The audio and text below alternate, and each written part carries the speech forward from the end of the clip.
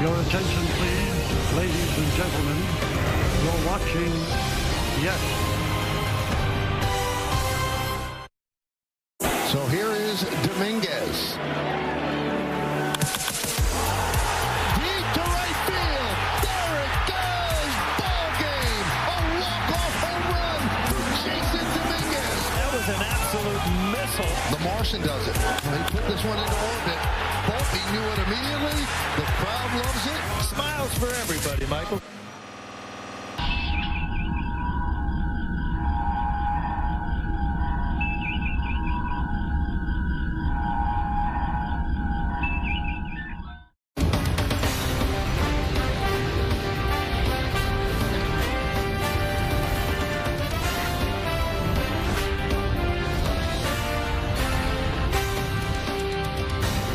JD phone home run. The Martians' walk-off blast last night helped the Bombers win another series, and they will go for a sweep today. It is the New York Yankees facing off against the Texas Rangers in the homestand finale on a Thursday afternoon in the Bronx. Hope you're having a great day as we welcome you to the FanDuel Yankees pregame. Bob Lorenz, Dave Valley, and Jack Curry with you. Final game of this three-game series, a walk-off last night, Val. Little flair with the bat from Jason Dominguez. Little swirly bird. No doubt about it. Let's get your Hyundai opening comment going into the finale. Well, right now, for me, winning baseball starts with pitching and defense, and the Yankees are getting that. They're getting that from their starters, and their bullpen has been shut down. Defense, they've just been playing clean, right? So no big mistakes out there. And then the offense has been explosive. They're getting clutch hits like we saw last night from Jason Dominguez with the walk-off home run. So everything is just working right now, and it's just fun to watch this team play baseball. Yeah, it's been a lot of fun for the Yankees. They're 10 games over 500 right now, and I think what we've seen recently are indications and examples of why you have to let the season just breathe. You go back to spring training when Jason Dominguez mishandled some fly balls.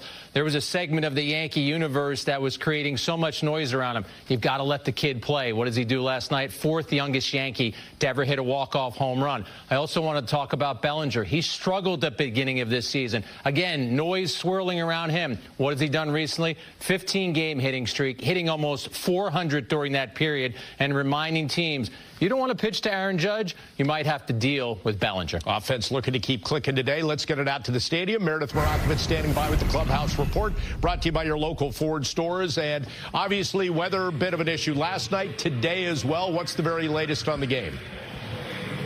Well, Bob, I have to tell you, when I came in here about 9:30 this morning, the tarp was on the field. There were 2x4s and heavy machinery surrounding it, and you thought to yourself, uh-oh, this may not be good for the afternoon. But the grounds crew came out at about 11:40, started removing everything, removed the tarp, and you see them behind me getting the field ready. This one is indeed expected to start on time. Right now, not raining at all, but they are expecting some rain later in the day. The Yankees and Rangers both optimistic that they are going to be able to get 9 innings in this afternoon before both teams leave. When they do, one guy will be missing from the Yankees bullpen, and that brings me to the Morgan & Morgan injury report. Fernando Cruz was placed on the injured list earlier today with shoulder inflammation. They recalled left-handed pitcher Brent Hedrick from AAA, so he'll be available out of the bullpen.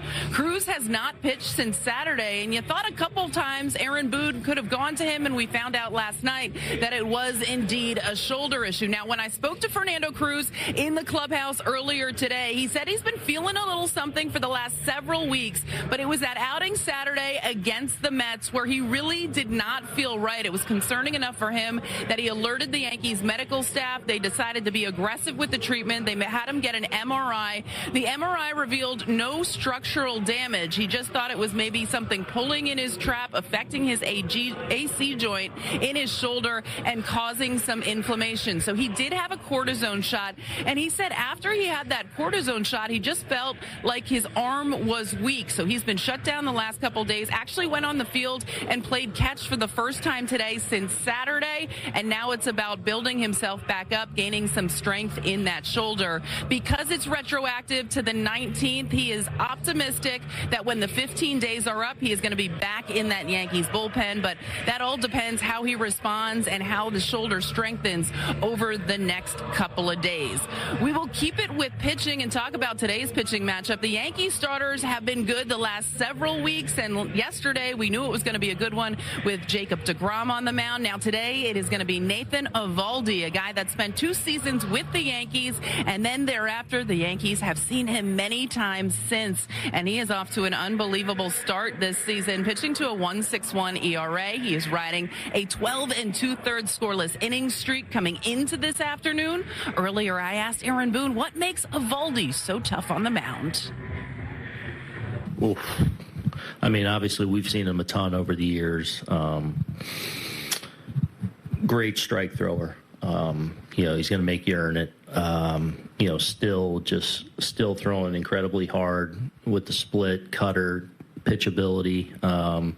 He's obviously having a great year. He's in a great stretch where, last 4 or 5 starts has been pretty much untouchable. So it's another high-end guy we're facing today. Well, who exactly will he be facing in that Yankees lineup? I can tell you the outfield from left to right is going to be Jason Dominguez, Trent Grisham in there at center field, and Cody Bellinger playing right field. Aaron Judge will DH this afternoon. Also, no Austin Wells in the lineup, just day game after a night game. So he has the afternoon off unless they need him to pinch hit later in the game. It is going to be Peraza at third base and Bibas in there at second base. Carlos Rodon will be on the mound for the Yankees this afternoon.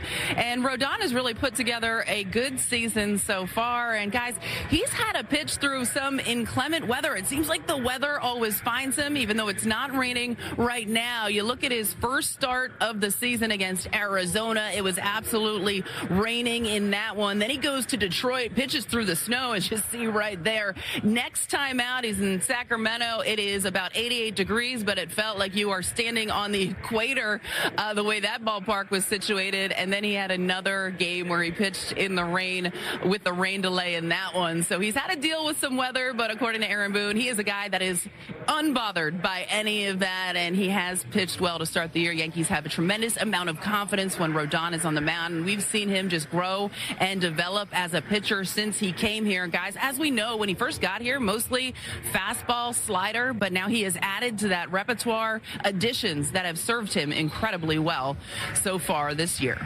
No doubt about that. Meredith, thank you. Have a great day, and we'll see you with Michael and Paul in just a bit. Now, all season long here on Yes, we want to invite you viewers to show us the different ways you support the Bronx Bombers. Use the QR code on screen with a hashtag Toyota Pinstripe Pride and post pictures to social media that reflect your love for the Yankees. We might spotlight you in a future game. Pinstripe Pride is brought to you by Toyota, the official hybrid vehicles of the Yankees. For Jason Dominguez and the Yanks, it was a picture-perfect night. Coming up on the FanDuel Yankees pregame, we take a snapshot of his impact on the Bombers' offense. So keep it here on Yes in the Gotham Sports app.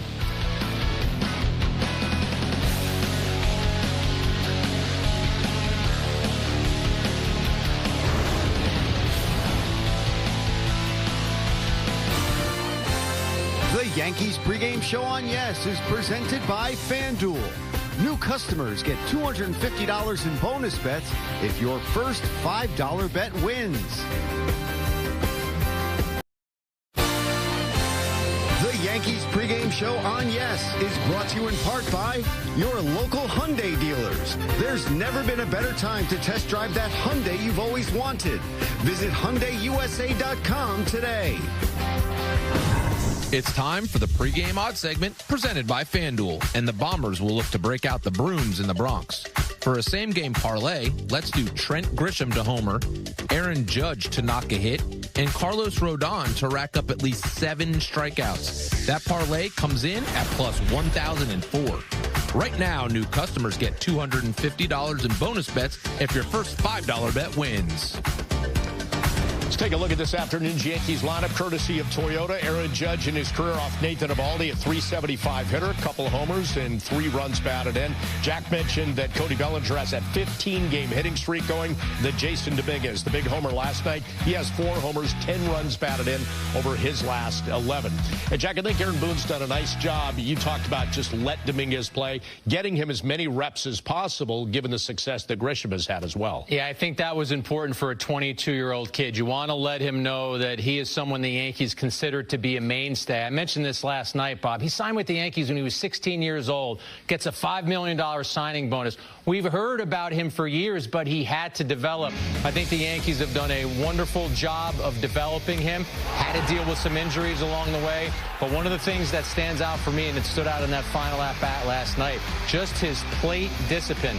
Jackson is a veteran pitcher, but it was Dominguez who worked that count to 2-0, said he was looking for something up in the zone, and Dave, when he got that spinner, he turned it into a game winner. Yeah, he laid off the first two that were down in the zone, so he was being very selective at that time. But phenomenal at-bat, phenomenal moment for the young man. And, you know, as a player, if you feel the pressure of, if I go 0 for 4, I'm going to be sitting, like, the difficulty to hit with all the pressure now that you're putting on yourself is really hard. But to know that, okay, I've got some breathing room. Like you said, let it breathe.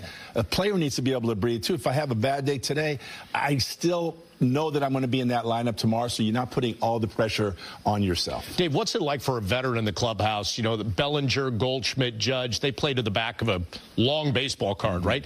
These young guys like Volpe, Dominguez, Ben Rice, they're building the back of their baseball card. It's not easy, right? Because you start off in the major leagues and you've got to prove yourself day in and day out. Oh, you were 4 for 4 yesterday? We don't care about that today because all that matters is today. Baseball is a very short-minded or short memory game because what I did yesterday has no impact on what's going to happen for me today, and I've got to prove myself every single day. And that's why it's hard for young players to be able to build up that reputation because you've got to get off on a good start. Your team starts to believe in you. They have the confidence in you, and then you can start building that bubblegum card on the back. And some of the players that I mentioned, they're filling in a lot of blanks in that offense. Yeah, and if you look at that Yankee lineup and you look at the number of homegrown players that they have, now Judge is a big part of this, but their numbers, hits, runs batted in, RBIs, home runs, almost 60% across the board coming from those players who are listed across the bottom.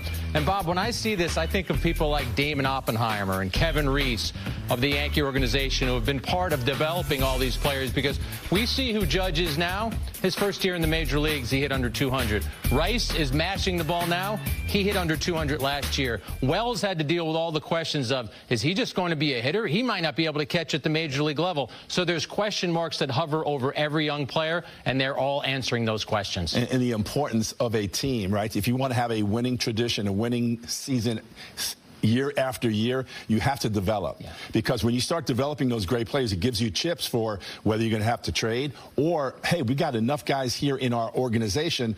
Now we can go get Max Fried because we need a pitcher or whatever those specific needs are. But you still have to have that base of quality talent that's going to continue to come through your system. Now, the challenge for the offense today, a big one, facing Nathan Eovaldi. Jack, his last 5, he's given up a total of 2 earned runs. Yeah, just absolute dominance. You look at the pitches that he throws, the four-seamer, the split, the curve, the cutter, and the slider. We could talk about so many of them. The curve, how about this? Batters are 3 for 35. But if you also want to talk about that cutter, that's one of the pitches that Boone addressed. This year, batters hitting 146 against it, and he's getting about 2.5 inches more vertical movement on that pitch than he did last season. So you talk about veteran pitchers. How do you get better? You refine some of the pitches you already have. All right, we got to take a quick break. The Yankee starting rotation has been on a roll, and Carlos Rodon will look to keep it going. Coming up next on the FanDuel Yankees pregame, we'll tell you what to expect as the Southpaw tries to finish off the sweep. So stick around.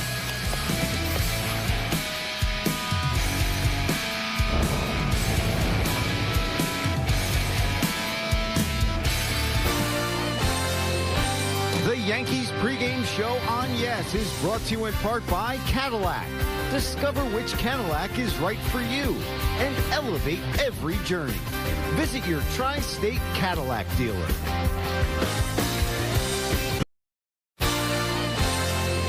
The Yankees pregame show on Yes is brought to you in part by your local Tri-State Genesis retailers. Learn more at genesis.com. Hey, Yankees Yankees fans, I'm News 12 meteorologist Hope Aselka with your game day forecast, and the Yankees are right at home here in the Bronx, but conditions are less than ideal for a game. There could be some delays, especially at first pitch. It's a soggy start. Temperatures will be chilly in the 50s. By the 7th inning, it's still rainy, it's breezy. It's just an unpleasant time for a baseball game. But what's your moodcast? How does this weather make you feel? Let us know at News 12 the Bronx. Enjoy the game. Back to you. Thank you, Hope. Let's check out the Rangers lineup that will go up against Carlos Rodon. Comes your way courtesy of Toyota. Jake Berger, 2 homers last night. He's hitting .344 over his last 9. Former Yankee Kyle Higashioka doing the catching today. Marcus Semien in his career off Rodon, just 4 for 21. He is in their batting 5th. Meantime, let's talk about Rodon and that slider and how effective it is. Opponents hitting just 100 against it, Dave. Yeah, it's been a great pitch for him so far this season, but take a look at the location. That one gets started off the plate and comes back and gets a strike. And then he goes after Machado, and he throws this one to Machado's back foot. So the fact that he's able to land it for a strike, and then also with 2 strikes on the hitter, to be able to put him away with one that starts on the plate and then clearly disappears. But this has been a pitch that opposing hitters just don't know what to do with. Hitting only 100. Batting average against Rodon for the season is the best in the American League at 167. Take a look at his repertoire courtesy of StatCast 3D powered by Google Cloud. And Jack, you mentioned Nathan Eovaldi's evolution. Same with Rodon. It was that 2-pitch pitcher when he joined the Yanks, but now he's spreading around 5. Yeah, his final season with the Giants, Bob, in 22, he pitched to under a 3 ERA. He was terrific. The WAR was over 5. He was essentially a 2-pitch pitcher. I think Carlos Rodon would admit right now he's a better pitcher. He's a more complete pitcher because he has more options. That slider's always been great. It's better because batters don't know if the changeup, the sinker, or the curveball might also be in play. And one thing that he used to also do, Val, kind of give up that one big inning or something big in the first inning. He hasn't been doing that. It really sets the tone for the Yankees offense then to go to work. I think a part of that is just the maturation process of a pitcher, right? He understands that with Garrett Cole down, he had to step up. I think he has done that. Both him and Max Fried are both pitching like aces. And the fact that he's able to avoid those big innings is a big reason why he's off to this great start. One last break here on the FanDuel Yankees pregame, but still to come, we'll give you some keys to the game. So stay with us on Yes and the Gotham Sports app.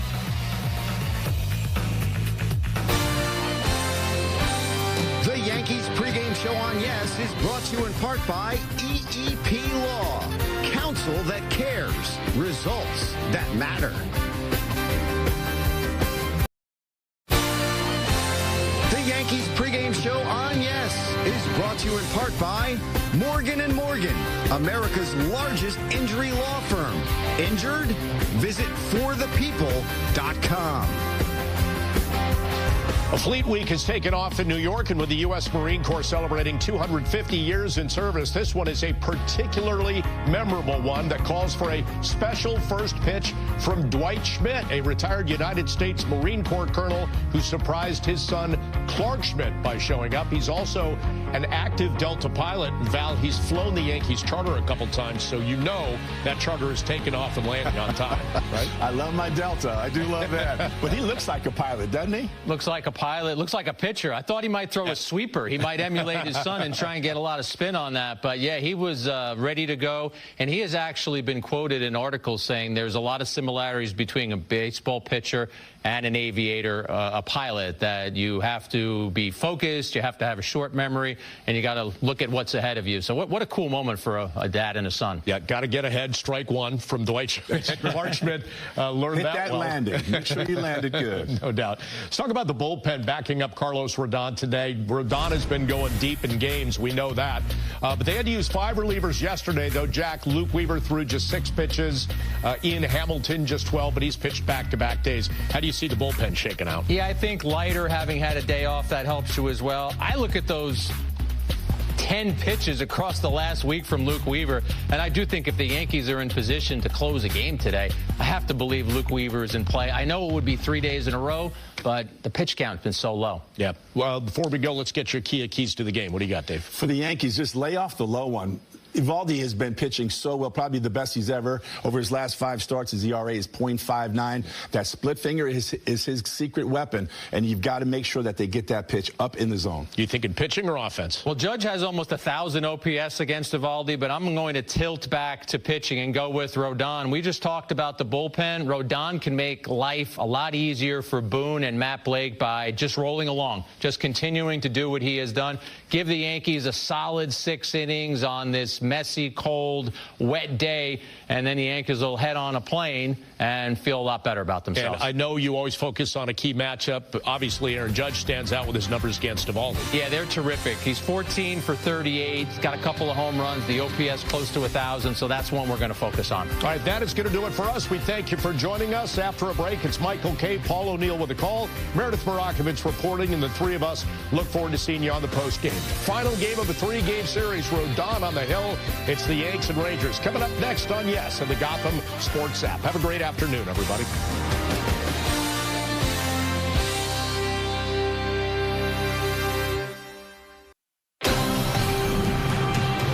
Your attention, please, ladies and gentlemen. You're watching Yes.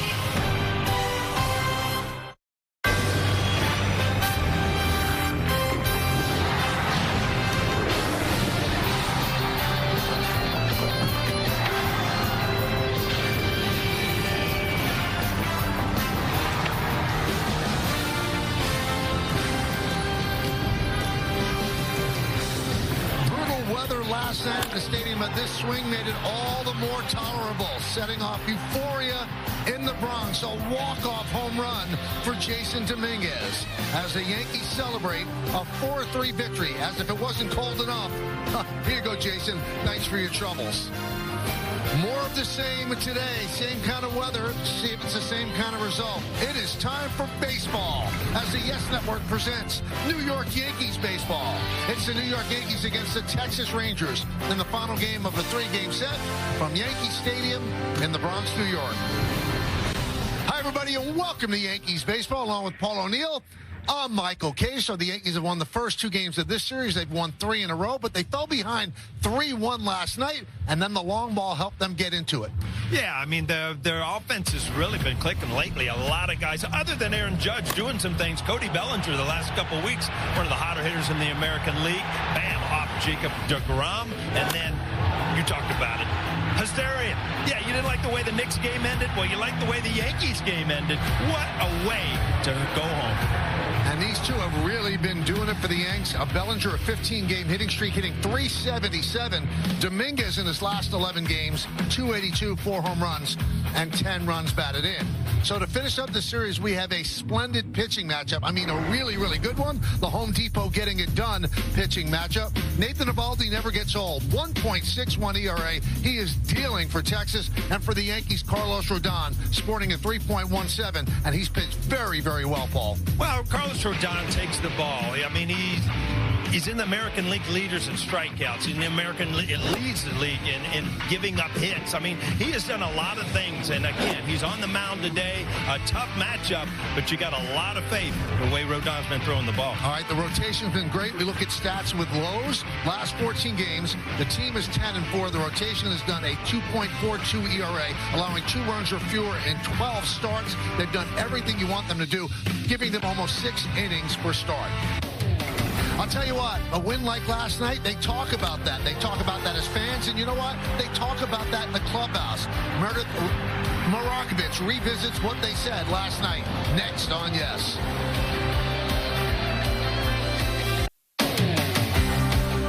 Welcome back to Yankees baseball on Yes on a soggy afternoon in the Bronx. Hey everyone, I'm Meredith Marakovich coming to you from the Great Hall as we get you set for the series finale between the Yankees and the Texas Rangers.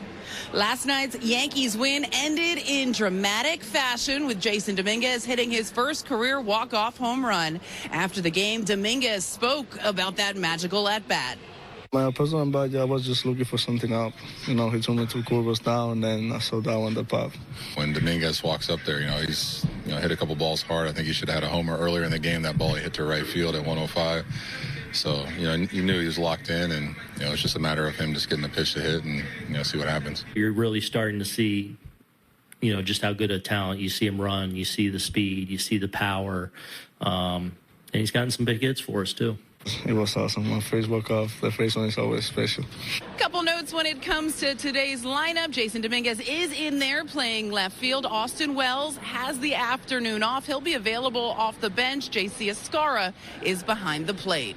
Plenty more to come here on the Yes Network. When we get back, Carlos Rodon gets the ball right here on Yes.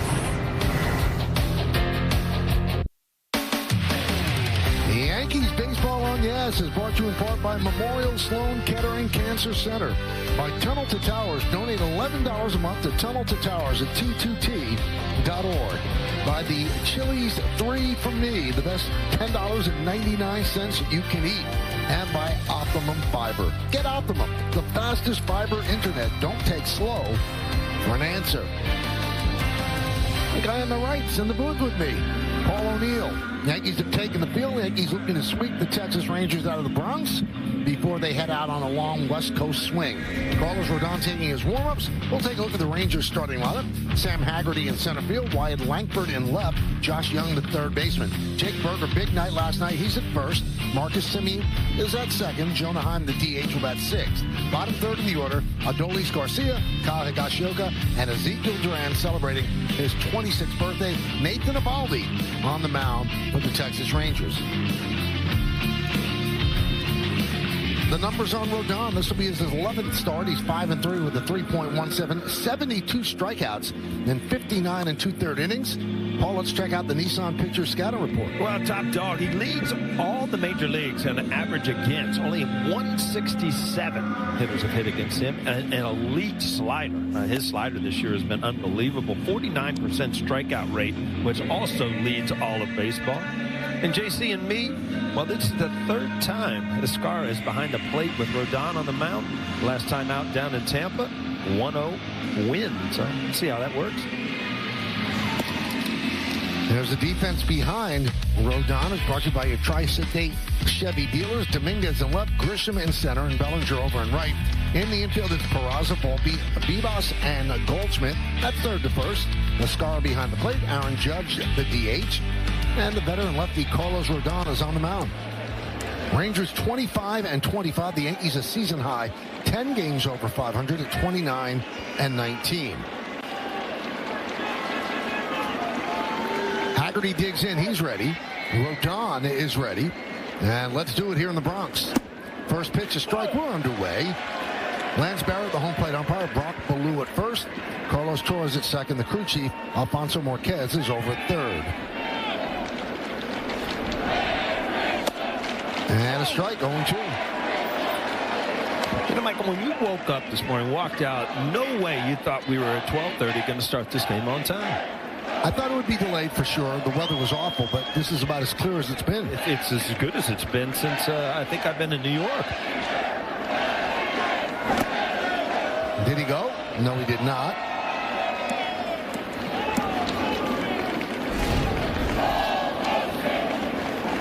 And he didn't. Good call by Brock Ballou at first.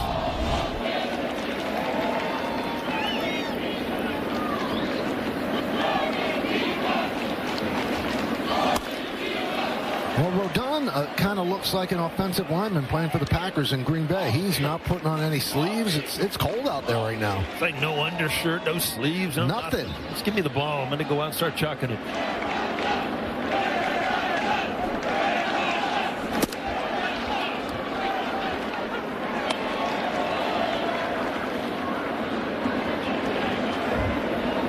Two on Haggerty. Haggerty has a 4-game hitting streak. Haggerty, a switch hitter, hits better against lefty pitching, 264 against righties, 214.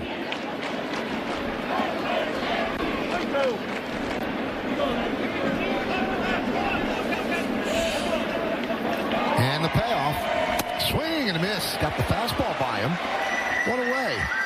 Paul, time for the keys to the game, brought to you by your local Kia dealers. Well, we got to enjoy the ride. The team's playing extremely well. Pitching's been good. The hitting is really picking it up. They've won 10 out of their last 13 games and played through.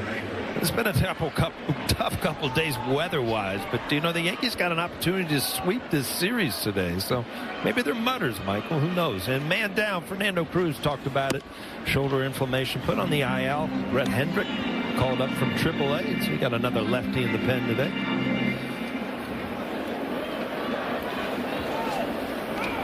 One and 0. Wyatt Langford. There's a strike. 1-1.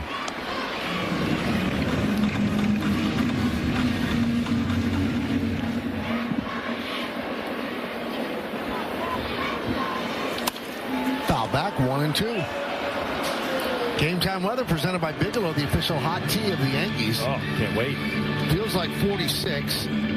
Chance of rain sporadic. Humidity 86%. The wind is coming in from left field. I don't know if I've ever seen sporadic on a weather report. We try to stretch the vocabulary. Yeah.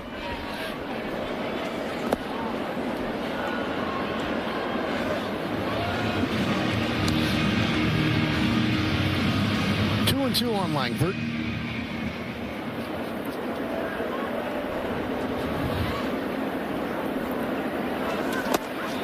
And the count full. Well, let's see what Lance Barrett's all about. A little scouting report. He's pitcher friendly. 16th big league season. He calls more outside strikes on righty batters and more low strikes on lefty batters.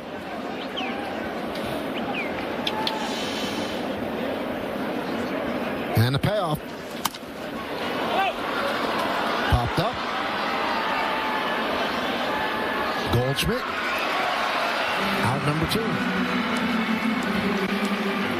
Lights are on here at the stadium despite the 12:35 start time.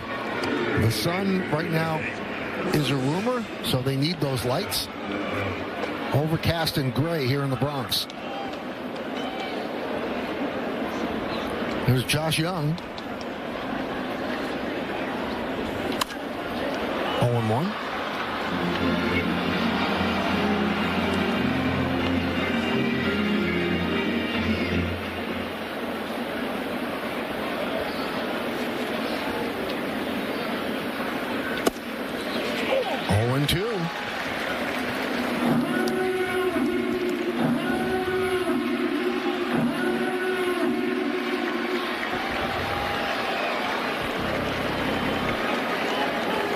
And a pitch. 1-2. So he's gone full on the first 2 batters. He jumped ahead of Haggerty 0-2 and then fell behind 3-2. Pitch counts at 16.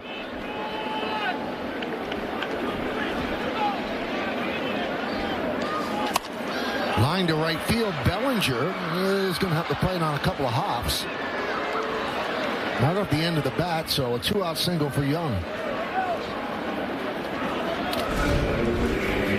Yeah, it's a change-up again, and you have such a tendency to be out in front. See that ball go right off the end of the bat, which has no carry to it, so it kind of dunks into right field.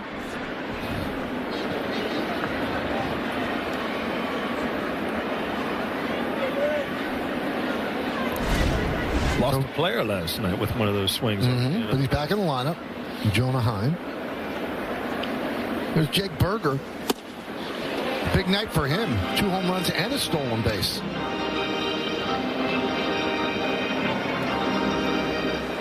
Sixth multi-home run game in his career.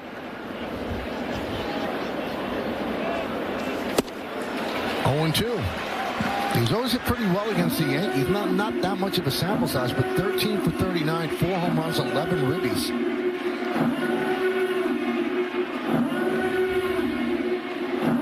Seaberger trying to slow things down. This at bat's going a little too quick for him. Boom, strike 1, strike 2.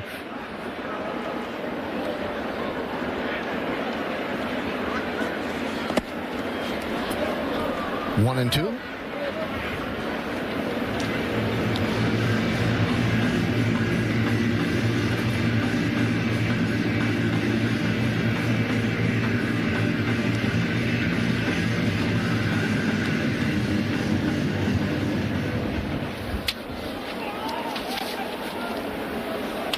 just underway here in the Bronx. 1-2. High fly ball center field. Grisham comes on and makes the play. No runs hit. One man left. Rangers nothing. And the New York Yankees coming to bat.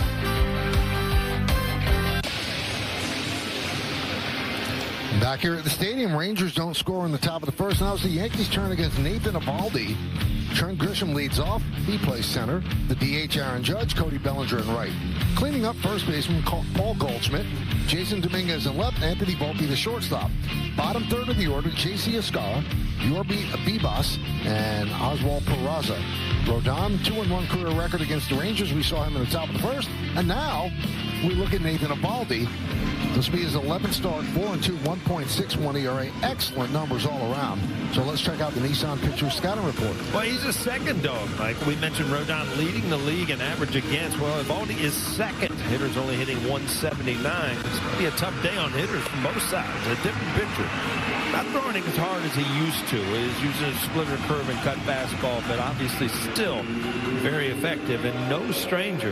This will be his 22nd start against the Yankees, which is the most in the major leagues since 2018. Trent Grisham will start it off. You're putting a layer on every inning. We started the game, then you've added a layer or two. Huh? It's whatever it takes. And a strike.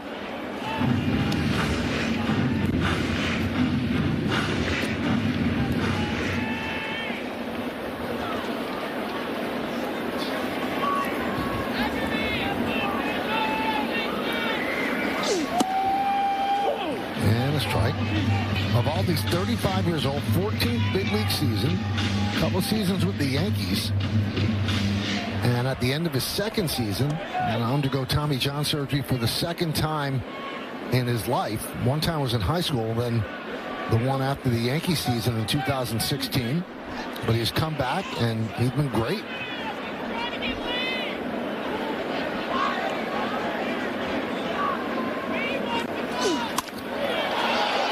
Fly ball, right center. Haggerty on the run and on the track makes the play. Take a look at the Rangers defense, brought to you by your Tri-State Chevy dealers. Langford in left, Haggerty in center, Garcia over in right. Infield, Young, Duran, Simeon and Berger, that's third to first. Behind the DH, Higashioka behind the plate, catching Eovaldi. There's Aaron Judge, big hit for him. That tied the game at 3 last night.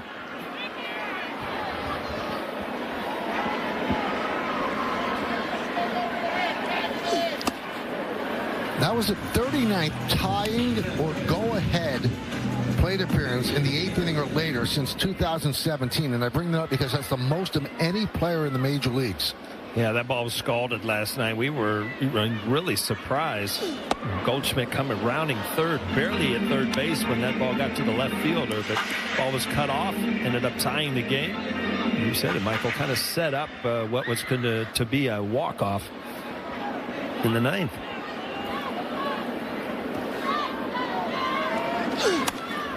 Judge likes hitting against Eovaldi, 14 for 38, that's 368. With a 994 OPS.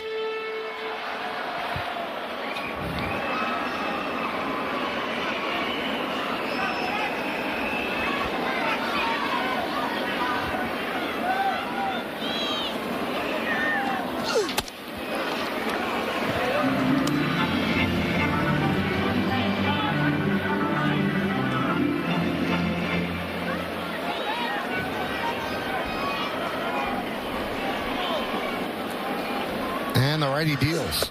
Strike. Now, Eovaldi had a $20 million player option that he turned down at the end of last year, and it worked out for him because he ended up signing a 3-year, $75 million deal with Texas.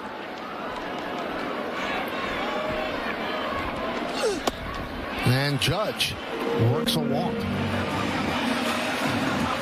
Aaron Judge has seen a lot of fastballs in this series, and you saw a fastball up out of the strike zone, and then he went back to his breaking stuff. I think that the Texas Rangers realize that you have to pretty much change every day if you're throwing to Aaron Judge. You can't get in any kind of pattern, or he's going to hurt you.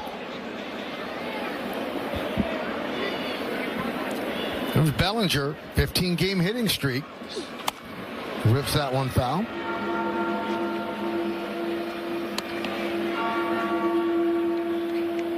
His home run against DeGrom yesterday, that really sparked the Yankees. You know, down 3-1. DeGrom's really dealing. And his home run made it 3-2. Then Judge tied it up. And then the game winner in the bottom of the ninth by Dominguez. Well, you really saw where DeGrom has come. He's back. I mean, where did he have 15, 16 in a row last night before that home run? He just had it going on. There's Jake.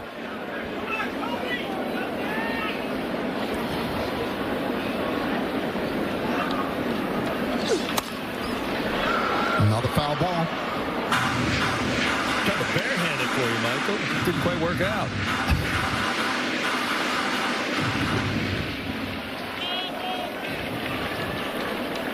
Goldschmidt's on deck. The Yankees have won 3 straight and 10 of 13. They've won 5 straight series as well. Right in on the hands. Foul back.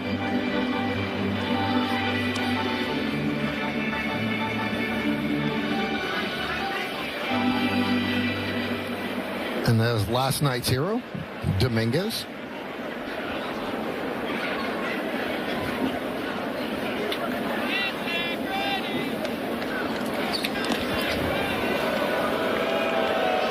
Judge wasn't that far off. Kind of fell back to first more than diving back.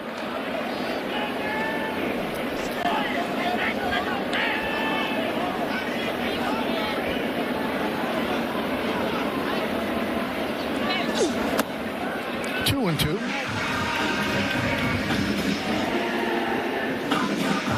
Well, in 2023, when the Rangers won the World Series, he was the October hero. Had a 2.95 ERA, and the Rangers won all 6 of his postseason starts, including the World Series Game 5 clincher. He pitched 6 shutout innings, outdueled Zach Gallen.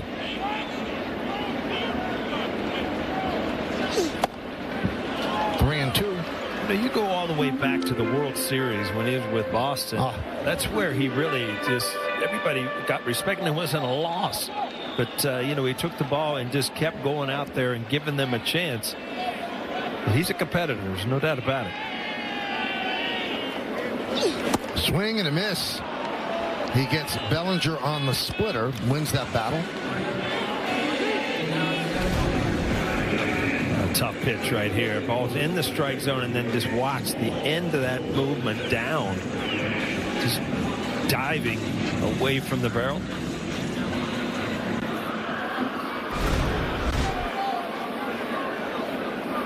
So here's Goldschmidt hitting .339, 5 homers, 25 runs batted in.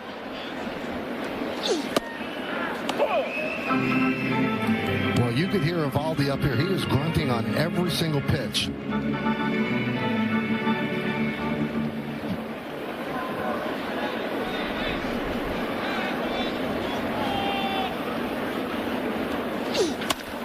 Hit shortly, a base hit, left center field. Judge will stop at second. Langford gets the ball into second. First and second, and 2 outs. That'll bring up Dominguez. Time to take a look. Coors Light beating the pressure. Youngest players with walk-off home runs for the Yankees. So Glaber was the youngest. Then Mickey, then Melky. Jason Dominguez slid in to the 4th spot ahead of Joe DiMaggio with the home run yesterday. Go ahead of Joe D. You just did something. You know? It's an impressive move. Yeah.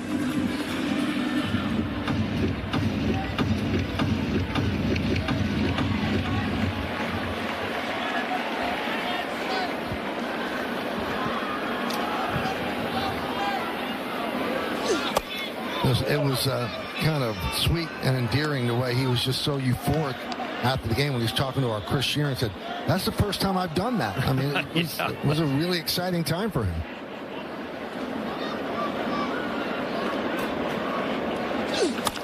Hit shortly and grabbed there by Berger.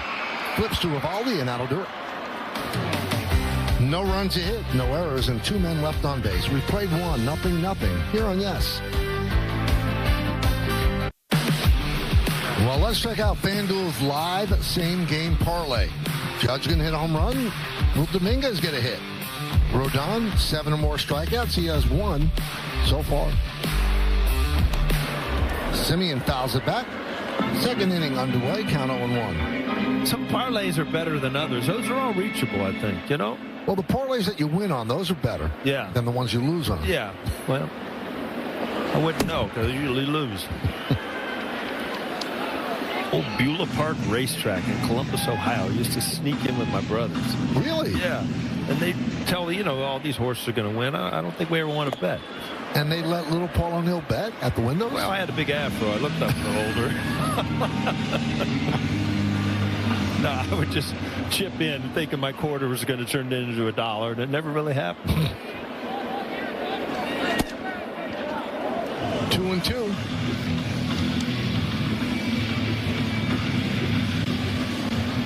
That's called gambling for a reason. Yeah. 3-2 on Simeon.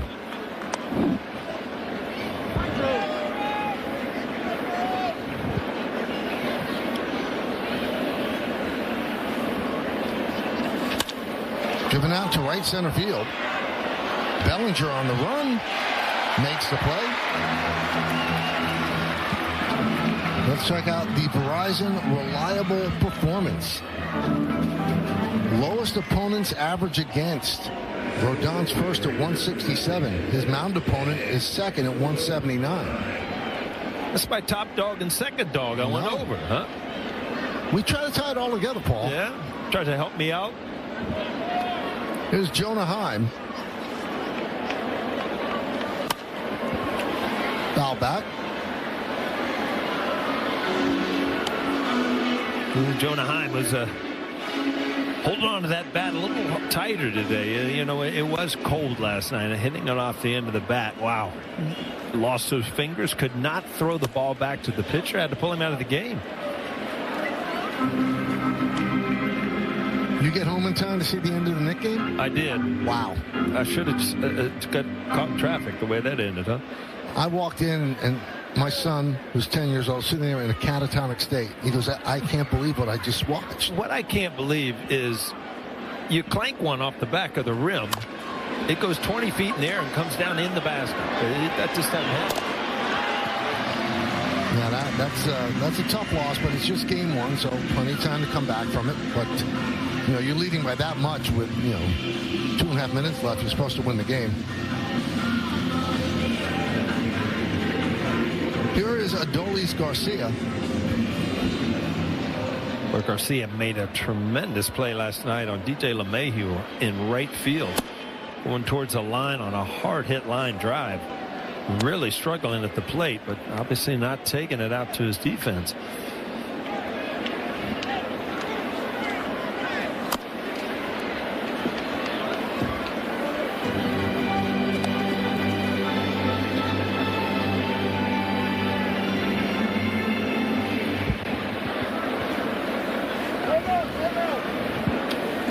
Garcia calls a quick time.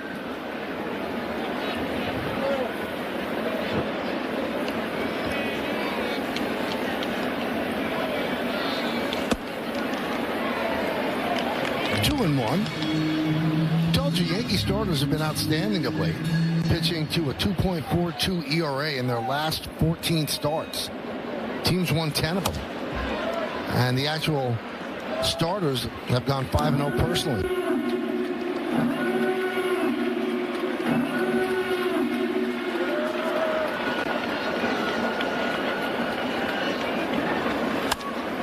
Fly ball right field. Bellinger puts it away. And a 1-2-3 inning for Carlos Rodon as the Rangers go down in order and go to the bottom of the second.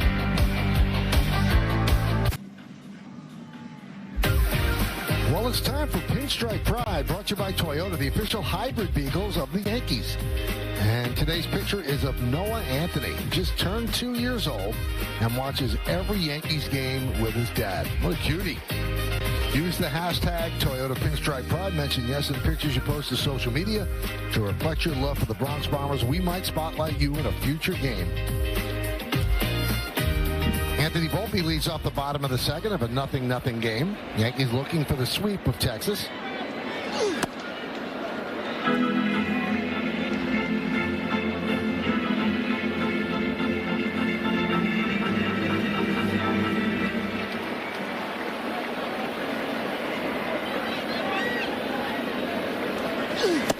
And a strike.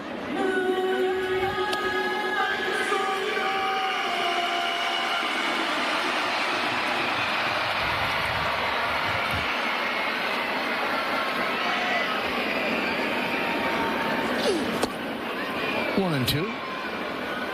A wide array of pitches for Eovaldi. You know, Paul told you earlier, he doesn't throw as hard as he used to, but he doesn't really need to.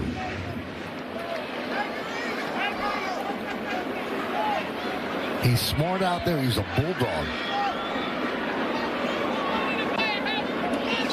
Swing and a miss. There's that splitter. Take a look at his arsenal on StatCast 3D by Google Cloud.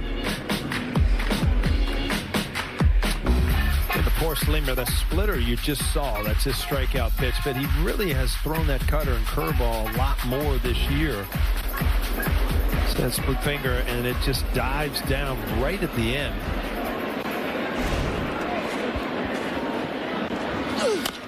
Ascara chops one over the mound. Simeon charges Fields and gets Ascara for out number 2.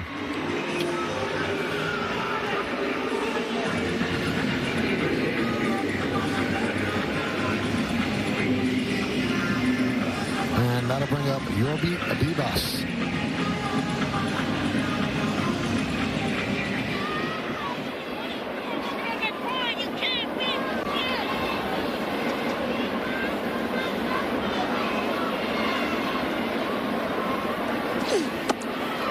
Strike.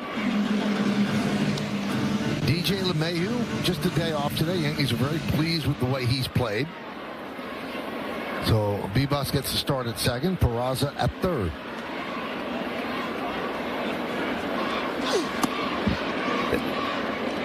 Kind of impressed the way DJ LeMahieu looks at the plate. He's been swinging the bat, and there's no reflection in his numbers because they just haven't been great, but he's hit some balls hard. Got robbed again last night.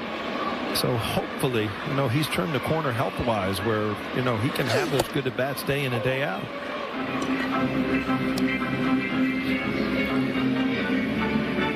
It's also hard to quantify this, Paul, but he looks like he has more life in his body. Mm-hmm. You know, he looked like he was dragging for a couple of years where the ball wasn't jumping off his bat. Didn't look like he had life in his legs, but so far so good. Injuries will sap you, man. They really will. They wear you out mentally and physically. It's a great point, Michael. I mean, when you're always playing with injuries, it just kind of wears you down because you're always fighting something. You never feel like you're 100%.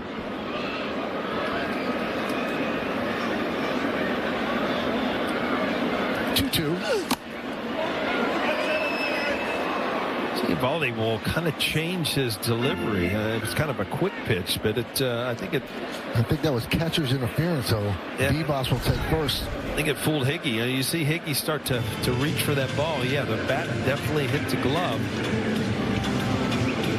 He blows the glove off his hand. So catcher's interference, and he will get an error. Higashioka will.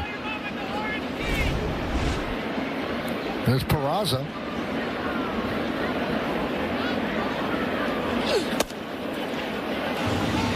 I'm not saying anybody would do it on purpose, but I would think that you could get on base every time. Just make a longer loopier swing. You know, there were some guys that were good at it. We talked about it earlier in the year. Ellsbury used to do it all the time, but you know, I can't remember more than a couple times in my whole career that it happened. You know, it's different now because catchers, you know, their framing ability, they kind of reach for the ball out a little bit, but it's much harder to do than you would think in the batter's box. You even even though they're closer now and they reach out, I mean, it would seem to be that you should be able to do it. Just when you need to get on base, just a big old loop back there, hit him in the helmet. I say go for the glove. Ground ball and through. Pass to diving Simeon into right field. A base hit for Peraza. Moving to third is Bebas. Going to second is Peraza. Heads up. He gets a double. No one was there, and the Rangers were sleeping. Well, you've got speed on first base, and you've got speed at the plate, and it is a great read by Peraza. Look, there's nowhere to throw to, and, might as well just go. Actually, Eovaldi, somebody has got to, if the cutoff men are out there, somebody's got to get to second base.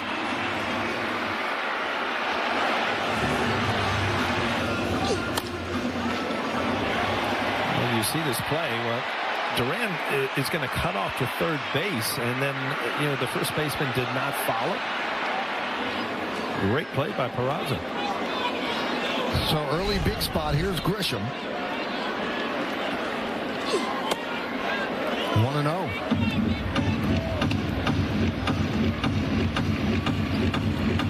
It's so weird that Duran went to cut off, so he's standing around shortstop when there was no way they were going to get Bebas at third. He should have covered second. Ground ball. Grabbed there on the outfield grass by Simeon. They get Grisham, and that'll do it. No runs, a hit, 1 error, and 2 men left. Let's go to the third.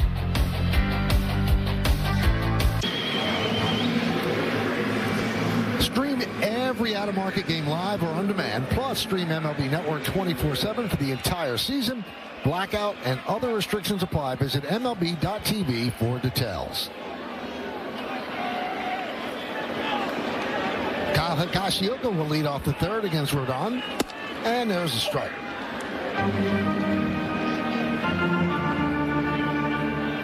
Kyle won for his last 12. Had a good year last year in San Diego, and then turned that into a 2-year, $13.5 million free agent deal. So, guy's always been a backup catcher. Nice for him to cash in as he goes down on strikes. Rodon doing a good job of getting ahead early in this game on most of the pitchers, and a good change up here. Down and away to Higgins.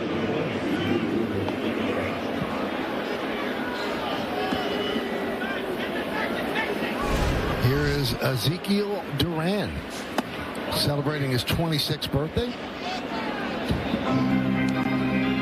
Part of the package that the Yankees sent to Texas to get Joey Gallo.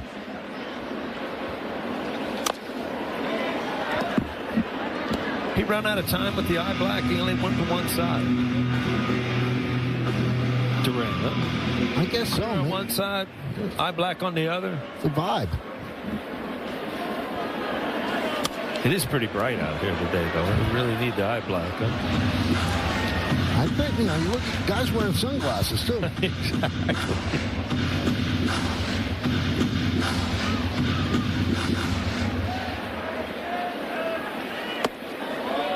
2-2.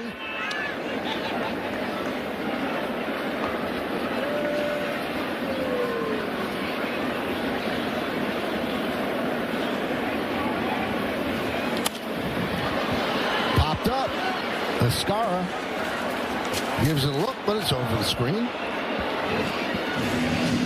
There's that trade. We got Gallo and Rodriguez for Smith, Duran, Otto, and Halver. Smith on the team now, Duran as well. Otto's had some play. And Joey Gallo's now trying to become a pitcher. Oh, he's a pitcher? Yeah. Throws hard. So trying to catch on with the team.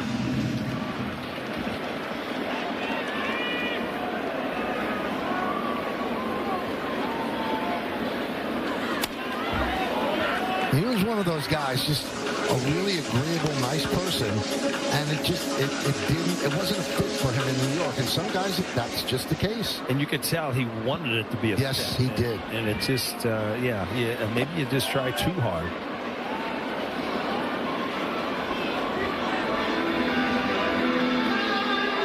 And I think it's hard to gauge, well, who's going to work with, who's going to not work with.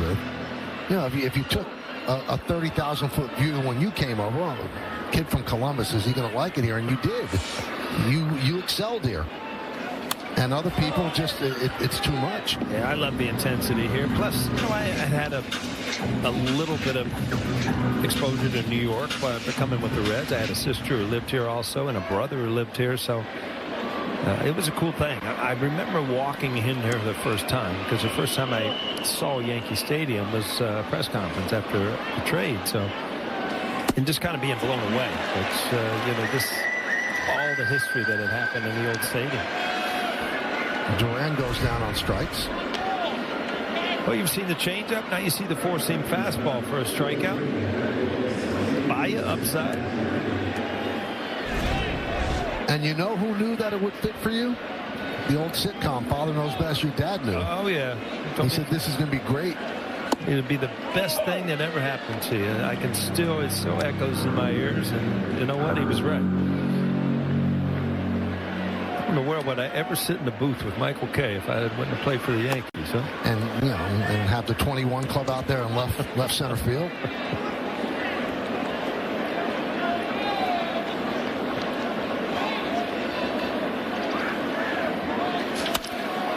Driven out in the left center field. That ball is going to be in there and hops over the wall for a double for Haggerty.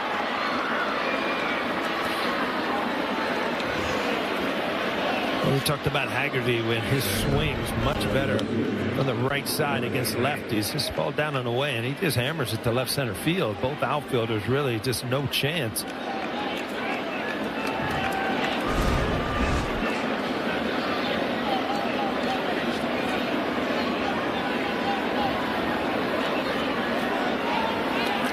So here's Langford.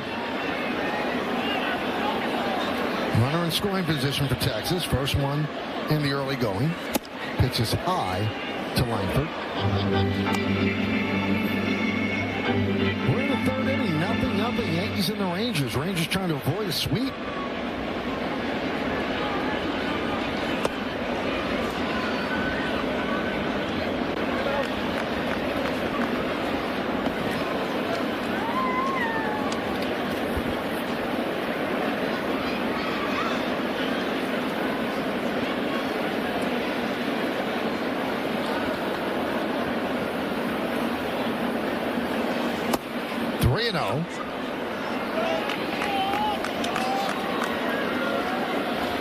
I think there are two guys. You got Langford and Young. Young on deck are two of the guys that are swinging the bat okay for the Rangers, and we've talked about their problems offensively.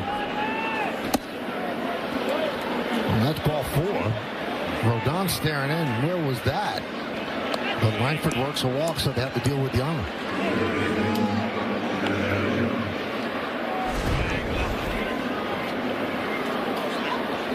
Really, where was that? It's a strike. That's what it was. So Matt Blake now, Yankee pitching coach, will go out and try to settle down Rodon.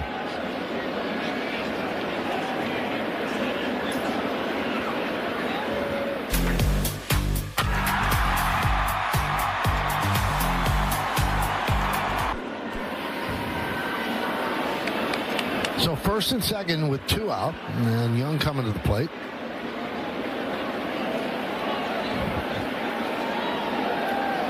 So Young's brother, Jace, plays for the Tigers.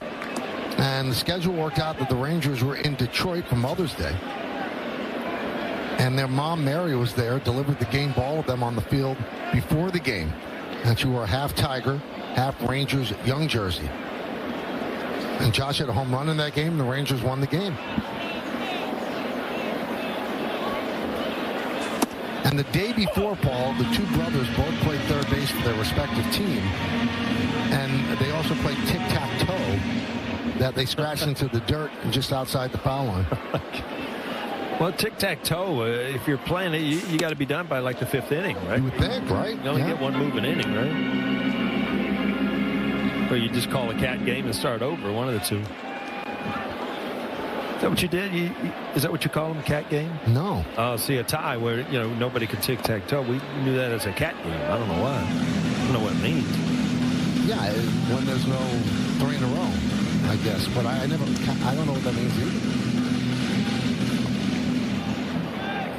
That's some good-looking popcorn. Yeah, I tell you what, I saw the other night a guy, it looked like Santa Claus. I mean, he had a bag of popcorn, a 25-gallon bag. Fly ball right field, Bellinger on the run. Foul ball. Walking up the stands. I don't know, would he get free refills or something? But they must pop it somewhere and then just have to travel with it. But boy, huge bag of popcorn. They have an item here at the stadium where they put it in a box that's shaped like Yankee Stadium. Nice. Not much they don't have here at Yankee Stadium. You know that? Yeah, you want it, you can get it.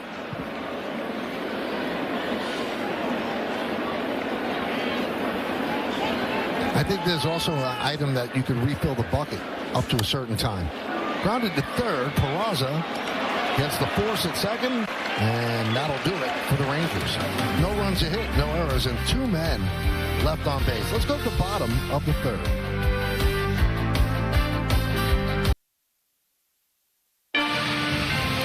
Yankees Baseball on Yes is brought to you in part by Toyota, the official hybrid vehicles of the Yankees. And by Delta, the official airline of the New York Yankees. Delta, keep climbing. Aaron Judge will start it off here in the bottom of the third inning. Good numbers against the Baldy, 368, 2 home runs, 994 OPS. That's in 42 plate appearances. He did walk in the first inning.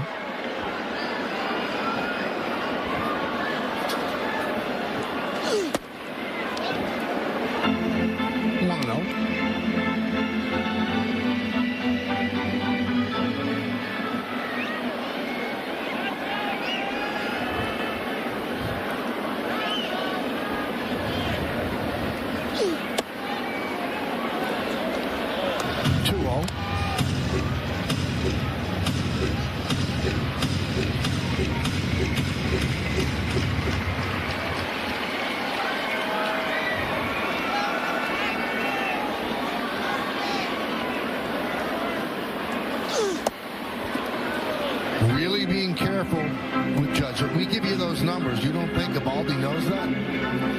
Well, you know, if you look at those numbers, 368, that's below what he's doing for the year. Huh? Yeah, he's holding him down.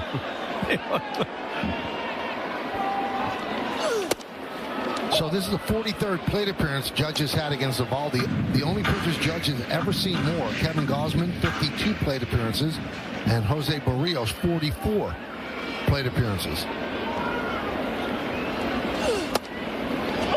Eovaldi now goes full against Judge. Judge said he really enjoyed facing DeGrom yesterday. He said, you want to face the best. He said, you just feel that's a great test up there. He was on. There's no doubt about it. I look back at it as a hitter. I don't know that I like to face the best. I like some of those other guys that just, you know, threw meatballs right down the middle. They were more fun, to tell you. You usually went home a little more happy, too. Swing and a miss. Eovaldi wins that battle. Wow, Eovaldi comes all the way back from 3-0. Ends up with a off-speed pitch. Yes, but things have been really good for him so far.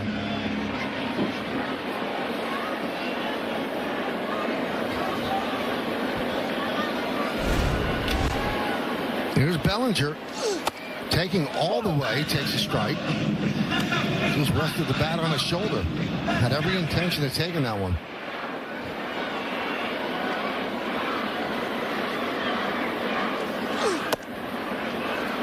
You ever do that? Go up there, I'm taking that first pitch? Yeah, I mean, once in a while, not very often. I mean, and you look back at some guys that always took the first pitch. Wade Boggs always took the first pitch. It's just a lot depends on the pitcher. You know, there were some pitchers you didn't want to get behind in the count, and some pitchers that you know, wanted a first pitch out, and those are the guys you would take pitches on.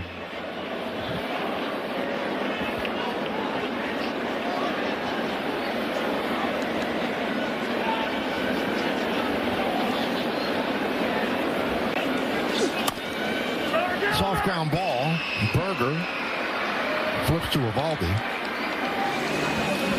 New York Yankee Foundation's 50-50 raffle is now open. During every home game at Yankee Stadium, one lucky fan wins half the pot, and the other half is donated to the New York Yankees Foundation. Buy your tickets now at Yankees.com/50-50. Well, I told you about my luck at Beulah Park. Yeah. I don't know that I'm going to win the raffle either. Give it a shot. Give it a shot. Got to be in it to win it. You want to go halves? Sure. All right. Yeah. You got money? I got to fund it? I'll Venmo you. What are you giving me, just the luck? Oh, Mama she didn't send me out with much money, you know.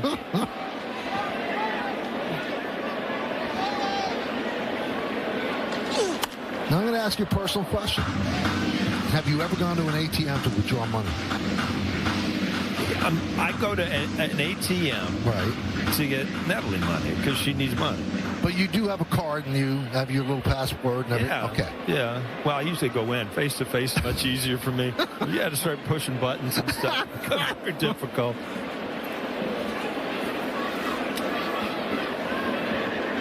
You go to the teller and say, give me some of that O'Neill stash. You know where my stash is? It's in the back pocket of my golf shorts. That's really? Got to carry cash. People now everybody knows. Yeah, people don't. They don't take credit cards on the golf course.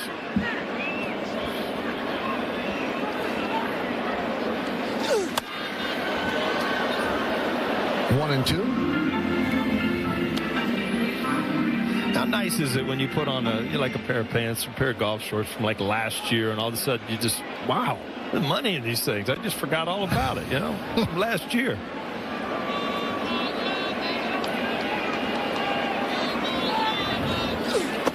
So golfing and, the 19th hole is all cash transactions. Oh, yeah.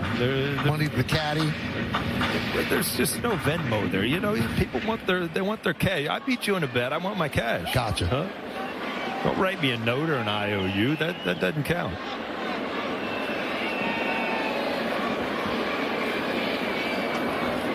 The 2-2. Still 2-2 on Goldschmidt, who singled in the first inning.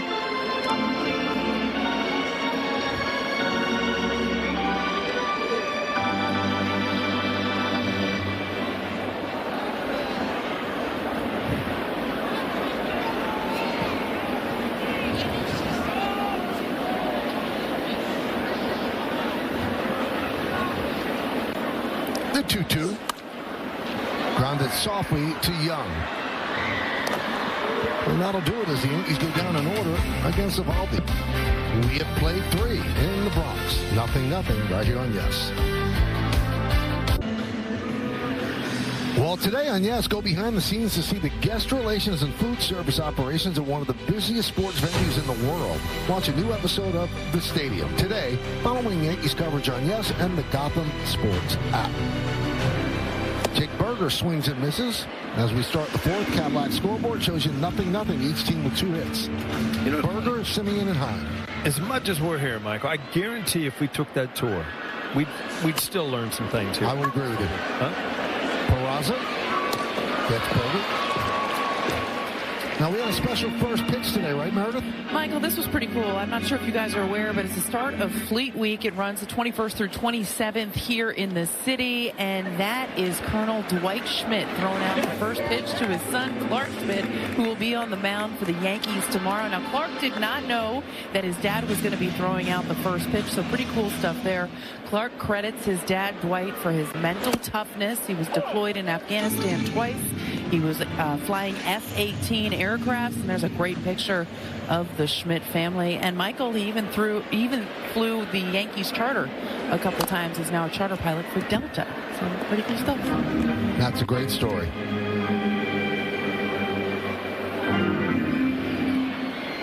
That would have just slipped under the rug. Meredith just brought out one of the best story we've had so far. We've been working all game, and she just threw out the best story so far. That's right. That's right. And we'd also like to thank everyone that serves in the Navy, the Marines, and the Coast Guard that is being honored during Fleet Week. Air Force as well. Now, I would think that if your dad was a Marine, there's going to be discipline in the house. Yeah, there's certain things. It's going to teach you mental toughness. There's some toughness. There's some scheduling. There's some things are just done certain ways. See that, Merritt? They're doing the chicken tender review out there. Grounded to third, backing up nicely. Peraza, a long throw on the scoop by Goldschmidt. to retire Simeon. Really have to be impressed what Peraza has done at third base defensively this year. And this is intentional, short, a long hop, an easy play for Goldschmidt. But the hard part was to get rid of it and put it right where it should be. That's a long throw there, falling away from your target. You use the ground as your friend. Perfect play. Good job indeed. Jonah Heim takes a strike.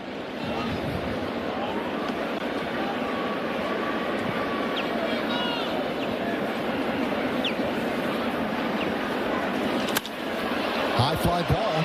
Deep right center. Bellinger back on the track. And he makes the play in front of the wall for the final out of a 1-2-3. Yes, it went up there, Carlos, but it was run down by Bellinger to end the inning. We'll go to the bottom of the fourth. 0-0.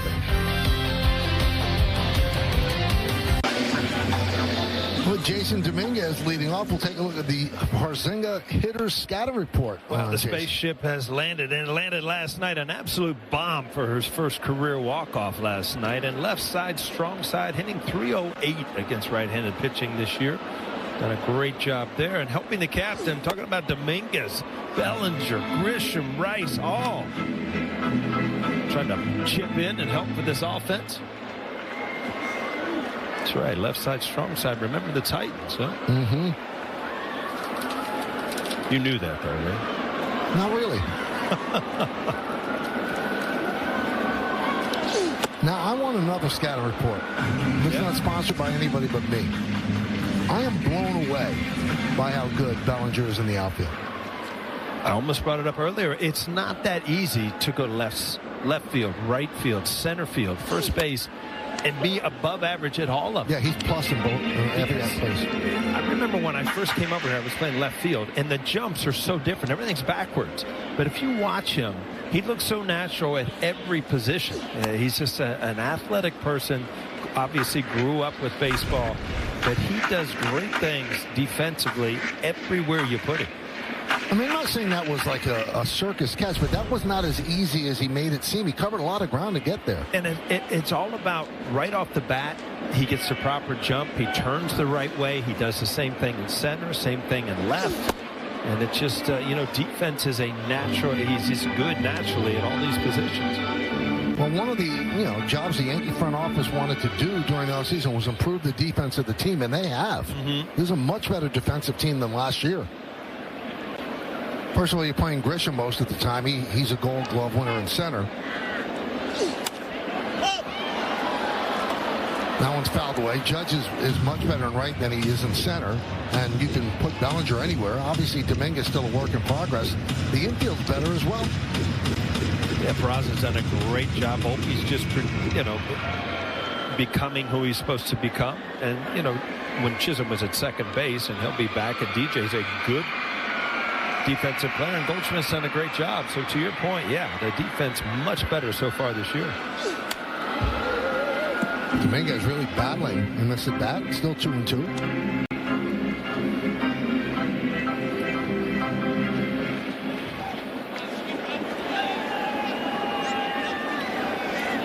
You look at Dominguez's numbers. He's hitting .239, but he has 6 homers and 22 ribbies. But his OPS plus is 120, which means he's better than he's 20% better than the average player on the production that he's giving the Yankees. And this is with struggling from the right side as well. So the Yankees like what they see of him and runs the bases beautifully. He has great speed. Yeah, that's the one thing that really catches your attention when you haven't. If you look at him in batting practice, you see his bat speed, you see his power, but you also see, that strength. And when he runs, he's lightning fast. Malabaldi wins that battle against the youngster. Well, he went away from the split finger and threw a breaking ball, but the same effect. It is out of the strike zone down. We got a swing and a miss. There's Anthony Volpe, struck out in the second inning.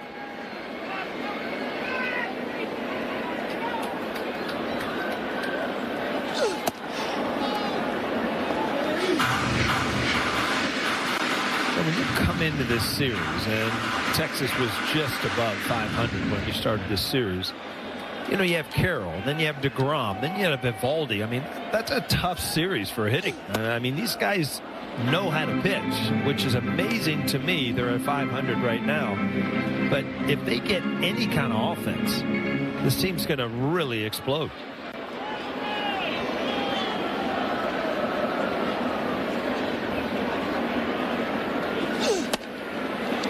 Three and 0.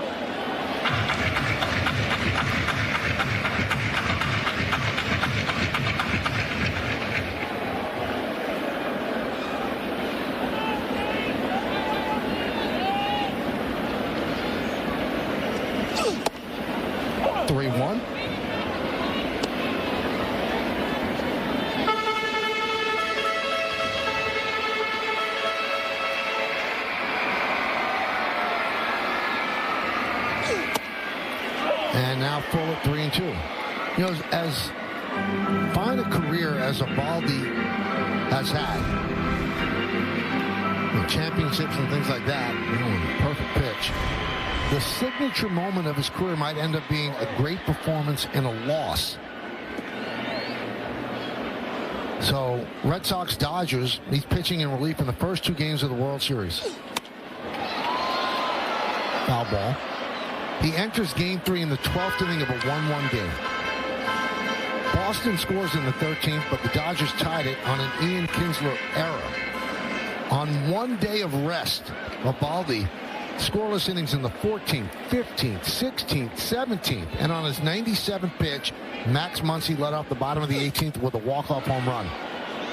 Ending the longest World Series game in history, Eovaldi took a tough loss, but that kind of settled things for the Red Sox, settled down their staff. Yeah, it was kind of the respect that he got from his teammates or from the organization that went along with it. Kind of similar to, if you look back, the future Hall of Famer C.C. Sabathia when he went to Milwaukee that last month and just basically took that pitching staff and took the ball anytime they would give it to him and just took them to the playoffs.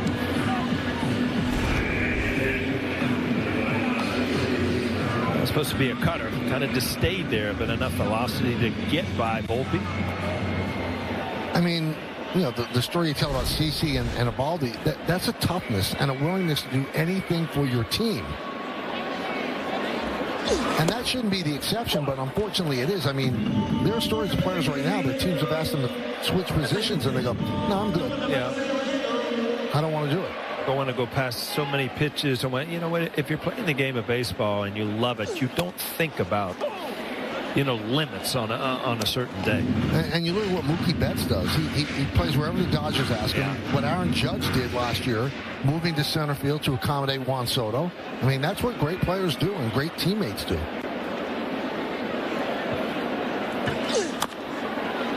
Still 0-2 on Escara. Don't ask me to do play-by-play, Mike. I'm telling you. I think you could do it. I think you could do it. I want to be on the left side of you. I don't want to. You were pretty much doing play-by-play on Dominguez's home run. Then you just stopped in the middle of it. I was nervous. I didn't know where to go. I was telling a good story too. That's yeah, you never ended it.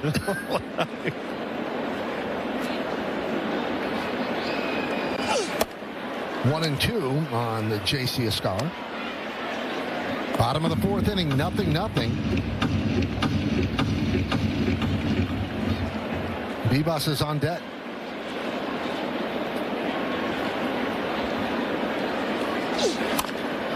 Chop toward first. Berger to Eovaldi. 7 in a row retired by the Rangers right-hander.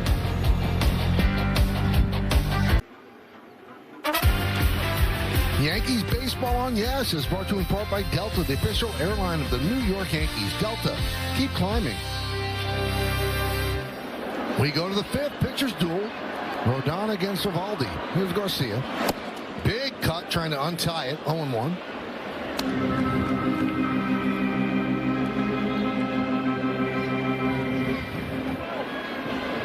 In this series, Garcia is 1 for 8 with 5 strikeouts. And the strikeouts caused by getting ahead, and Rodon has done a good job of that today. 12 out of 16 first pitch strikes, and that just opens the door for that slider down and in off the plate, the changeup away.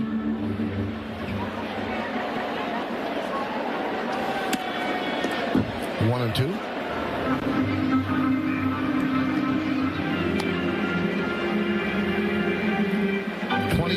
The season they won the World Series, he had 39 homers, 107 ribbies. Hit .323 in the playoffs with 8 homers. And a postseason record 22 ribbies. Won the ALCS MVP. Then hit a walk-off home run in Game 1 of the World Series.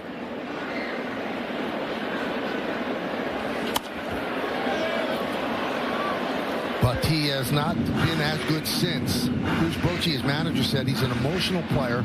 I think he'll tell you sometimes he doesn't handle some things as well as he should. When it doesn't go well, he wears it a little bit too long. Swing and a miss. Garcia down on strikes. You never liked those emotional players, did you, Paul? Well, you know what? You play with emotion, but you're right. You got to be able to close the book on it.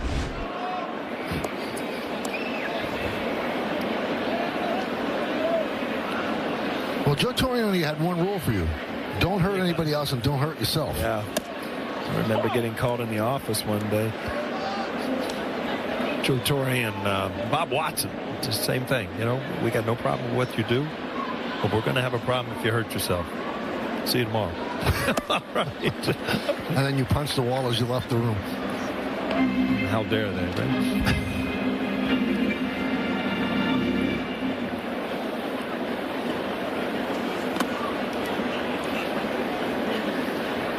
1-2 on Higashioka.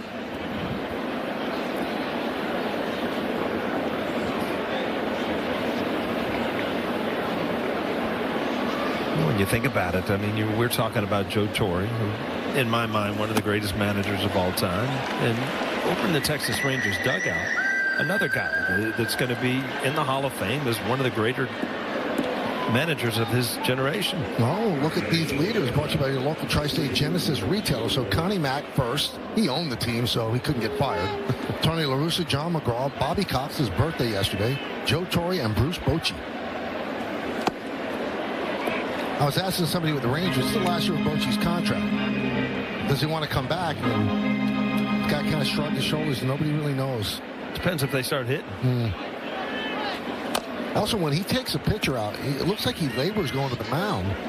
And the guy I was talking to said, he says he's not in pain at all. It's just all the years of catching that takes him a while to get to the mound. It was funny. I was walking in today, and I went in the visitors clubhouse just to say hello. You know, and it was like I was having a conversation back in the 80s again. I mean, he talks about baseball like it's the old school. He's won. I mean, his resume stands up to everybody. Well, you don't win 4 World Series by accident. No. Those Giant teams are outstanding, and then he comes out of retirement, boom, and the Rangers win.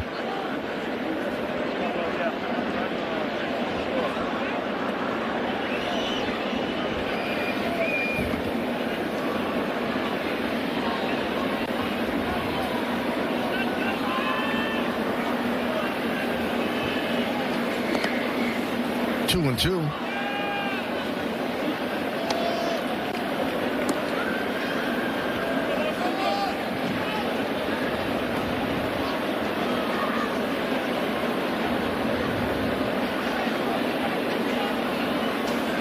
You know, the size of his head is kind of legend.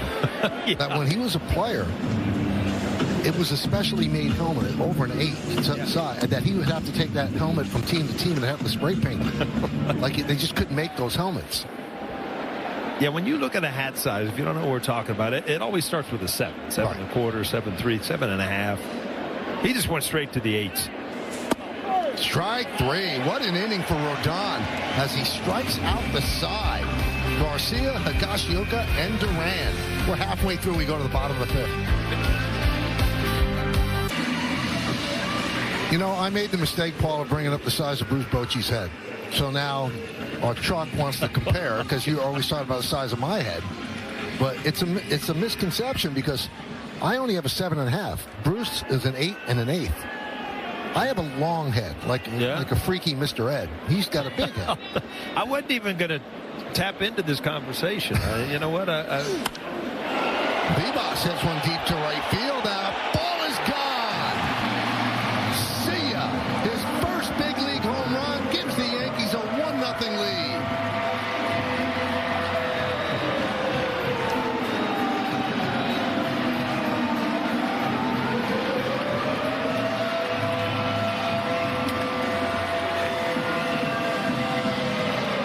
We've seen some firsts from the youngsters in this series. First career walk-off last night for Dominguez. First career home run for Vivas today.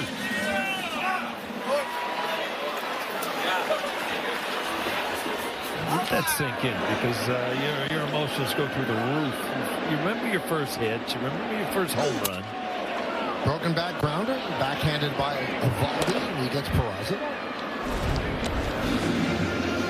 Well, a fastball that didn't quite get past him right off the barrel. If you look at that from the side view, we were talking about how he was really stretching his hands up, what made it very hard to get to that pitch. He didn't move his hands nearly as much, and it's a much quicker way to get to the baseball. I don't know if he did it intentionally or if he's starting to work on that. But that was such a difference than we saw earlier in the year. You think his feet were touching the ground? No, you kind of float around the bases then.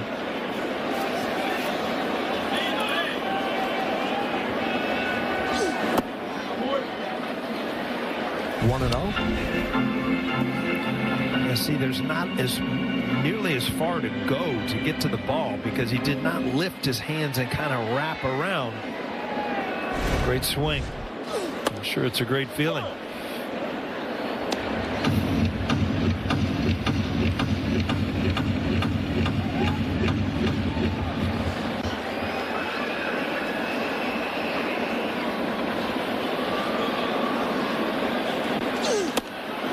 Two and one on Grisham.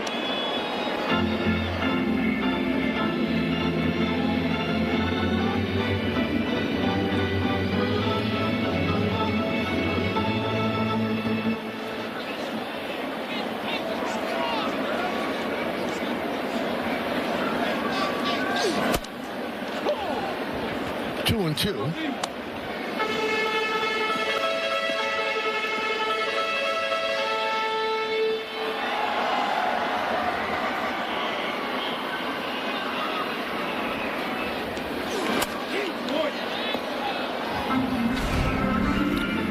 You see right there, we're used to seeing him really elevate those hands and make it a long swing. And I don't know if it was an intentional thing or if he was kind of sped up because Evaldi's very quick and sometimes even quick pitches. But boy, it worked there. Great swing.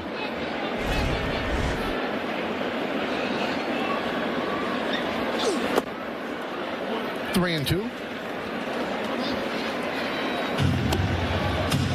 That's the cool thing. Now you can just go watch your first home run over and over again, Michael. You just grab the iPad right there in the dugout.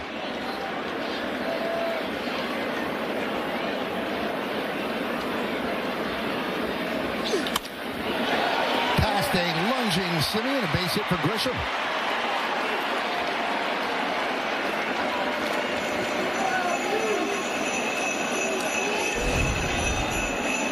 Well, Grisham continues to have good swings. His ball hit well. Simeon, a good defensive player. Just got by him. He's hit too hard.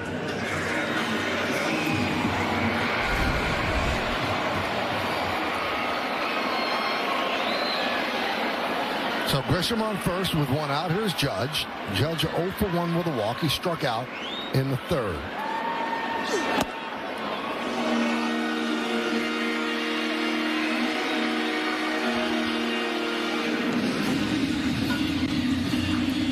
You know, in today's day and age, 1-0 seems like so insignificant, but the way the Rangers hit or don't hit, 1-0 is pretty significant. They really struggle to score runs in the way Rodon's pitching. Looped out towards second, playing it on a hop is Simeon. And he'll get the out. As Grisham moves to second.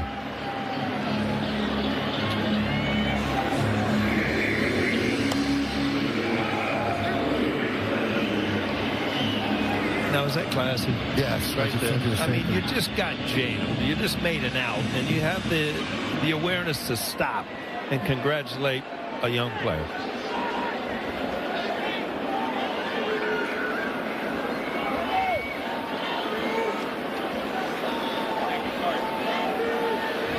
Because he was getting ready to hit when Bebus hit the home run by the bat rack and going over what he wants to do, but he had it in his mind he wanted to go to him.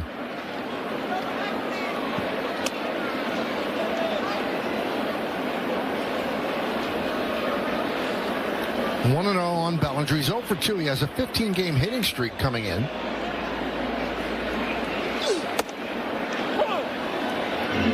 One and one. Yeah, Baldy really mixes up the pitches. Well, that's after the home run, but he doesn't have a personal word with him there. That's just their signature celebration.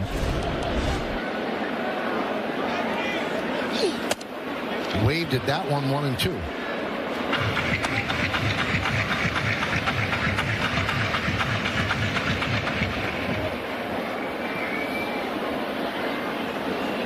Can you see Bellinger trying to cut his swing down, man on second base? He's trying to put it in play, try to get it through the infield, possibly cash in on another run. Still 1-2.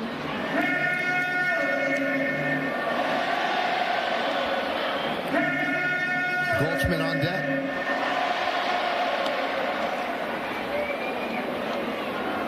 You don't want Goldschmidt coming up with guys on base. He's hitting .457 with runners in scoring position. 21 for 46. High fly ball, shallow right. Garcia puts it away, and that'll do it. But the Yankees take the lead. A baby bomber blast. Yorby Bebus goes into the seats. His first big league home run and a 1-0 Yankee lead. Hey everybody, Bob Lorenz with your Audi update. Padres and Blue Jays today. San Diego up 2-1, bottom of the third, and then Addison Barger punches a base hit to left, scores a run, and ties the game up. That's where they stand, 2-2 in the fourth. Toronto looking for the 3-game sweep and trying to send San Diego to a 6th consecutive loss. Fellas, back to you. Well, thank you, Bob. Sam Haggerty will lead off the 6th inning. Yankees lead 1-0, and Rodon starts him off with a strike. Toronto's kind of jumped into second place, huh? A little winning streak. And San Diego has cooled off.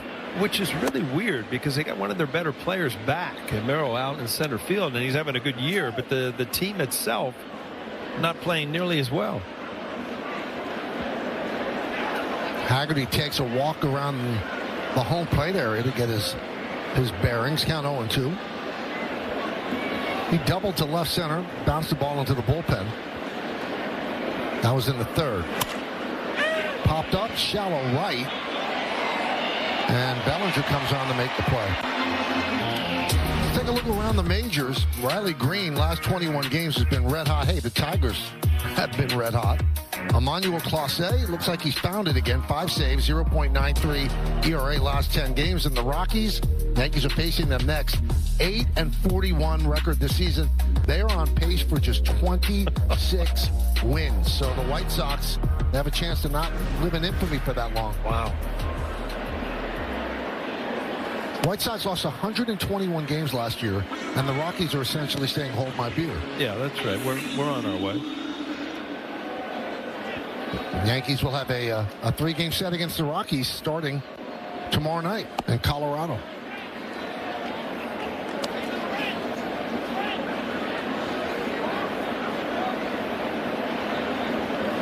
Rodon at 88 pitches. And a strike.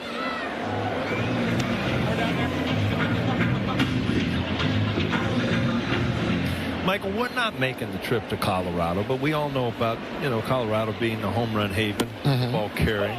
Let's do an over and under. I'm throwing 8 home runs in the series. For the Yanks? Yeah, for the Yanks. I'll take under. You're under? Yeah. All right. Yeah. So when we see each other in a couple of weeks, we do games again. All right. I'm going to remember that number. Wear your golf shorts. Yeah. Put a pick my pocket, don't you? Just missed. Well, the Yankee bullpen is a little bit differently configured today because, Meredith, we find out today Fernando Cruz going on the IL.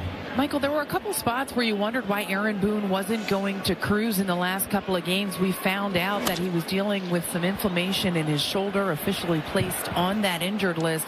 I spoke to Cruz earlier today, and he said he's been feeling a little something for a couple of weeks now, but it was Saturday against the Mets where it became alarming for him, a little bit more of a pull that he was feeling in his trap that kind of caused his AC joint to feel a little bit off, so they did have a precautionary MRI. That came back clean, luckily, but there is inflammation in there, so he had a cortisone shot. And guys, get this, after he had the cortisone shot, he felt like his arm just felt incredibly weak, so he's now trying to strengthen that shoulder, get himself back. He played catch in the outfield for the first time today. He is hoping it is not much more than the 15 days on the IL, and he is back in that Yankees bullpen. And the Yankees called up Brent Hedrick to take his place, a left-hander. That's the injury report brought to you by Monitor Einstein, official hospital of the New York Yankees.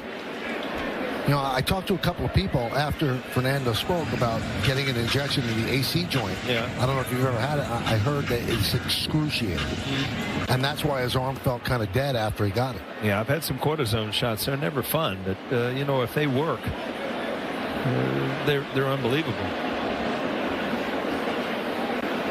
So they're saying, Meredith, they're saying shoulder discomfort, but essentially it's emanating from the trapezoid, right? Right, that's where he initially felt it, and then he started to feel a little something in his shoulder, which really concerned him, and that is what led to him talking to the training staff. And Michael, about that cortisone shot, I asked him, because of the way he described it to me and the pain associated with it, did they miss it the first couple times? Because, Paul, you know they don't always hit the spot right away. And he's like, no, they hit it. They hit it right away, and it wasn't good immediately thereafter. So he finally felt well enough today to be able to pick up a ball and play catch in the outfield. And he will go on the trip with the Yankees, and they want him to, you know, stay sharp and throw in the bullpen, and hopefully that it will only be the length of the IL stint. Look at you going back to anatomy class, throwing the trapezoid out. That's kind of like under the neck, right? Between the two shoulders.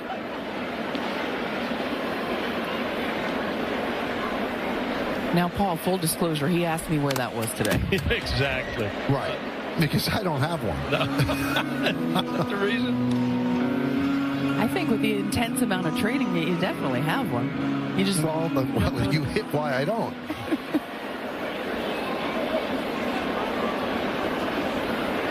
1-2 on Josh Young. Langford at first. So in other words, when we make fun of Maddox every time when he goes out and rubs it, right. He came out and you were pitching, he grabbed nothing. It would bother me. I mean, I generally don't like being touched anyway. Oh, I've worked through that with Jody, but you shouldn't have told me. Runner goes, stolen base as Langford slides in ahead of a tag by Bebus. Wow, big lead over there, off to the races. Pretty good throw, just too big of a lead. Good pick, not able to apply a good tag.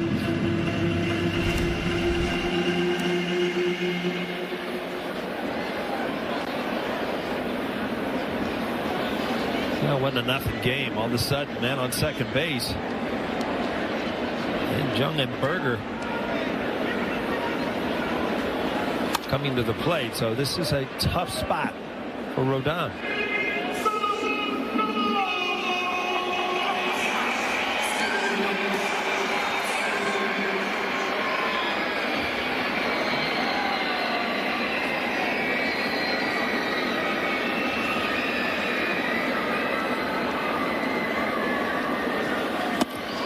Did that one, big strikeout on the slider.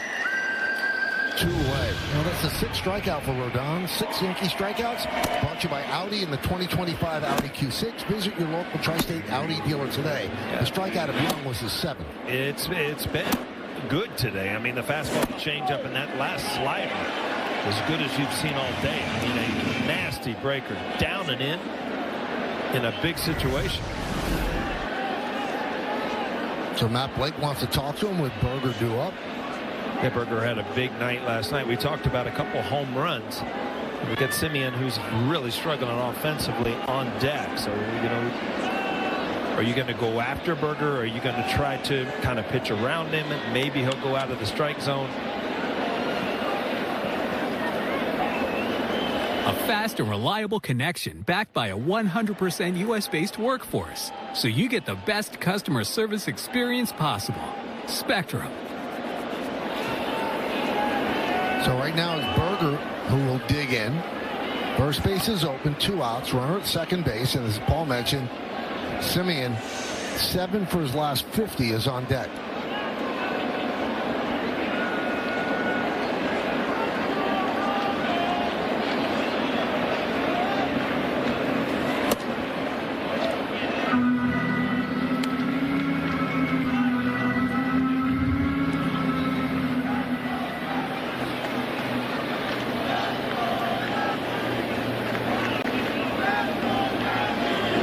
There's a strike. Well, again, that's a slider. And we talked about in the scouting report how good his slider has been so far today.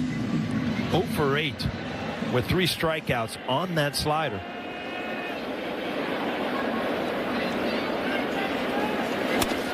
Now that one straight back. 1 and 2. Good last night with Berger. Yeah, first one to left field. Trying to work Texas Rangers up, and then the other way.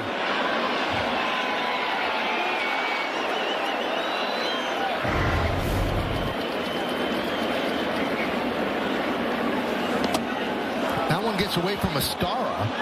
Rounding third is Langford. And the throw bounced up there by Escara, but Langford stopped at third. I think that hit Berger. Yeah, I do too. Obviously a wild pitch, an overthrown slider. Wow, right off the face mask. And the big thing is that this doesn't roll into the dugout or something. Texas steal a run.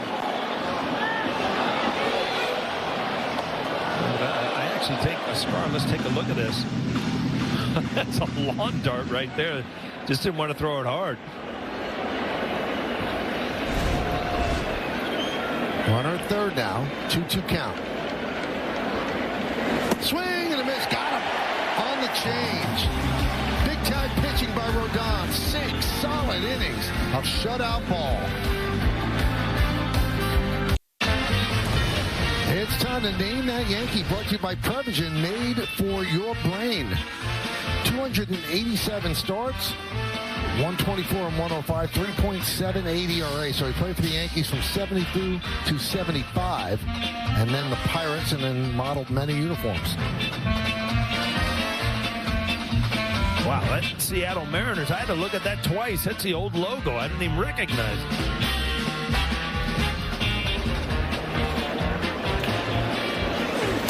Pitch to Goldschmidt is a strike.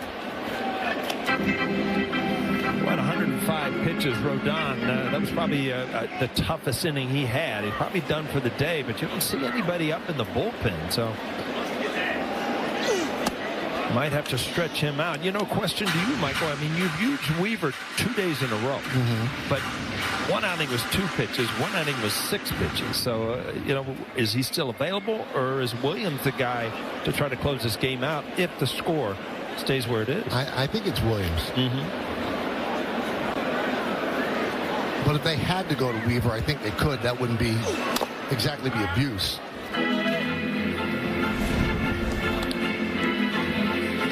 That was Rodon at the end of the inning.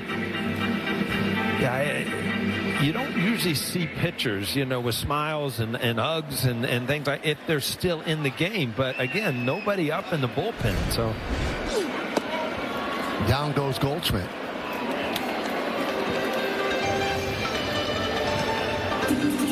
As good as Rodon has been, Evaldi's been just as good. Just the one fastball to Vivas, but again, it's just dominating the lineup. It's just good. Here is Dominguez. Shattered bat and a ground ball to Semien. 2 away. That bat almost hit Volpe in the on-deck circle. So unlike the old bats that are made of ash, the bats, majority of them are maple now, and because they're a little bit lighter. And this is what happens, though. They absolutely explode. Wow.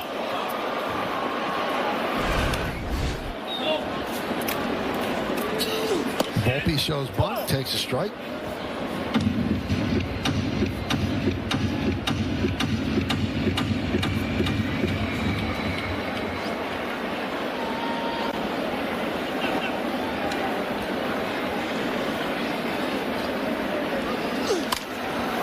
The other way and out of play. You know, we're talking about whether or not Rodon's going to pitch the 7. Back in 19, and they have somebody up in the bullpen right now. Back in 1923, Herb Pennock threw a 15-inning complete game, a 4-hitter against the White Sox in Chicago for the Yankees. So that's something that will never happen again in this day and age. I think on the same day, didn't Catfish throw like 12 innings against somebody today? Oh, really? Yeah. Also on this day, in 1962, Paul, Roger Maris got intentionally walked 4 times in a game. It'd be a boring day as a hitter, you know that? And that was a record until Andre Dawson in 1990 got walked intentionally 5 times, but that was in a 16-inning game. Wow.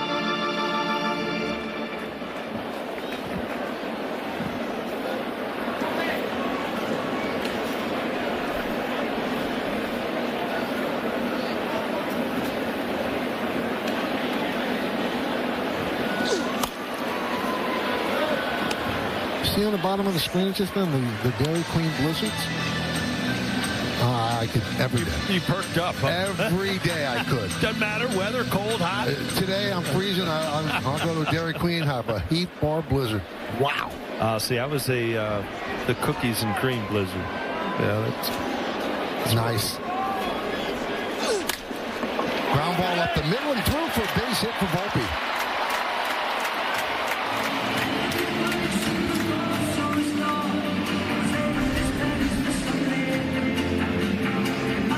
a lot of movement on that ball up in the strike zone, but Volpe stays with it. Hard ground ball, finds a hole up the middle.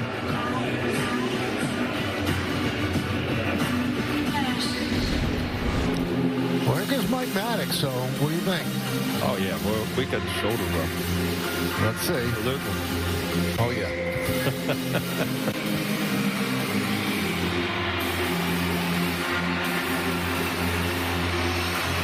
I mean, we do have fun with Mike Maddox, who's a great pitching coach, and Greg Maddox is bro.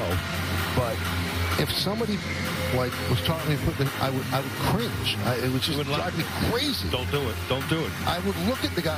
I would probably tell him, listen, I know you care.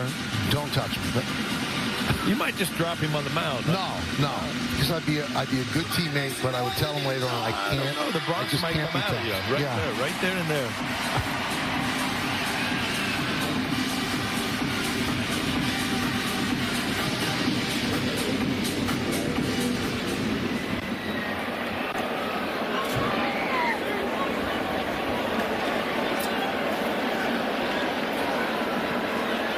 There's J.C. Escara. Did you hear J.C.'s walk-up song just then? What was it? I didn't hear. Scenes from an Italian restaurant by Billy Joel. Yeah, I did hear the song. I didn't realize it was a walk-up song. I'm going to have to ask him what's behind that. Billy Joel's going to be in concert here before the summer's over. I think with Rod Stewart, right? Yes.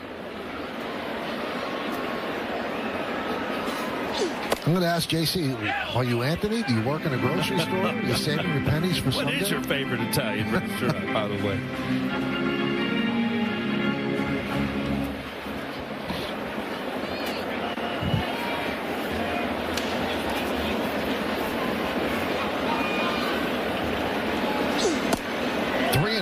On Escara. Checks the swing. Well, Valdi's up in that dangerous area as well with 103 pitches.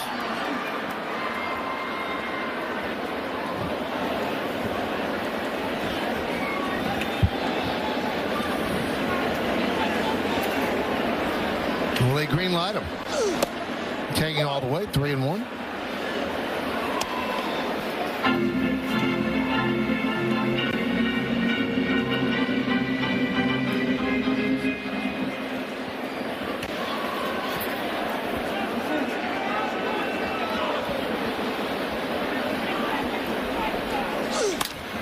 High fly ball, center. Haggerty will put it away, and that'll do it in the 6th. No runs a hit. One man left. We take it to the 7th. The Yankees up 1-0.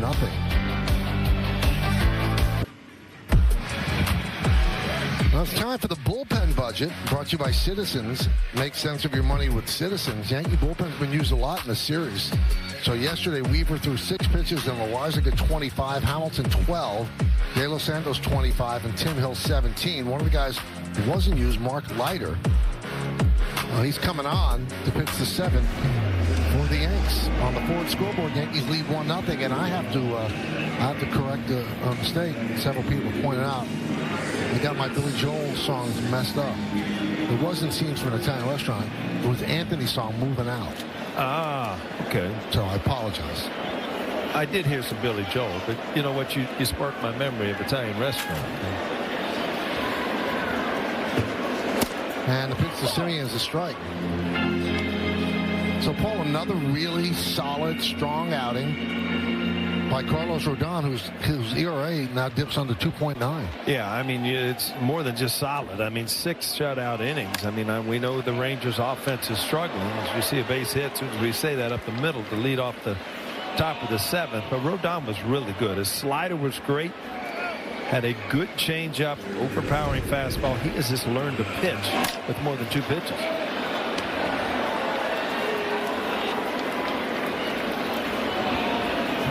Two-seam fastball, but up in the strike zone. And now you've got Jonah Heim, who you've switched around and made him hit left-handed. So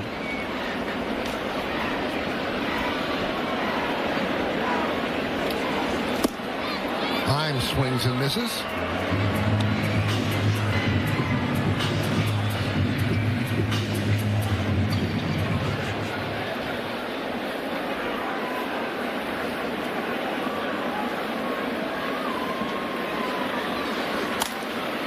Now I'm wondering, Paul, did they play that for Anthony Volpe's hit rather than Escar's walk-up? Escar got any more at bats? We'll have to wait and see. Yeah. Because Anthony's song for Anthony Volpe's getting a hit. So many things to like calculate. That's because your mind works and it just keeps working.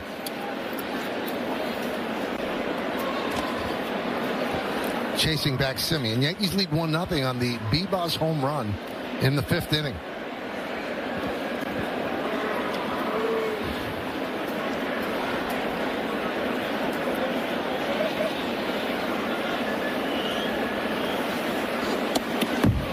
All the way to the backstop. Simeon moves in the scoring position. That's a big pitch right there. Now Simeon in scoring position, and Jonah Heim needs to roll over a ball to try to move him over, but really no chance. That split finger just errant.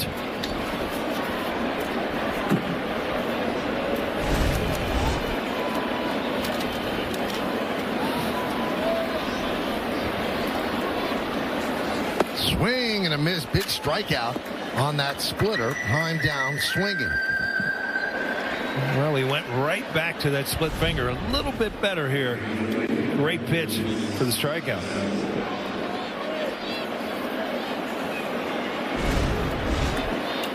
Well, the grip on the splitter for both Leiter and Cruz looks a lot like a forkball. Really dug in there. And we've seen Evaldi's not nearly as split, and that's why he has so much more velocity on his split finger.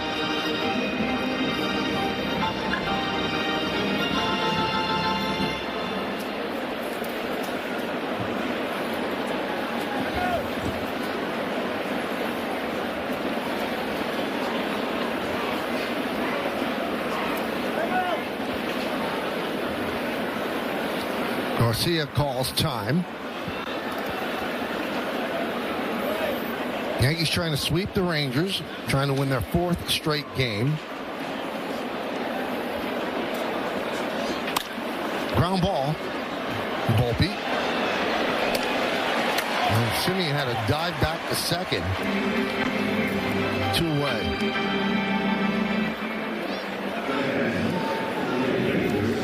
All of a sudden, Leiter, 2 good outs, and now he's got an opportunity to get out of this inning. Obviously, a 1-run game. This is a huge bat for Jock Peterson. Pinch hit yesterday and walked. He has really struggled this season after signing a free agent contract with Texas.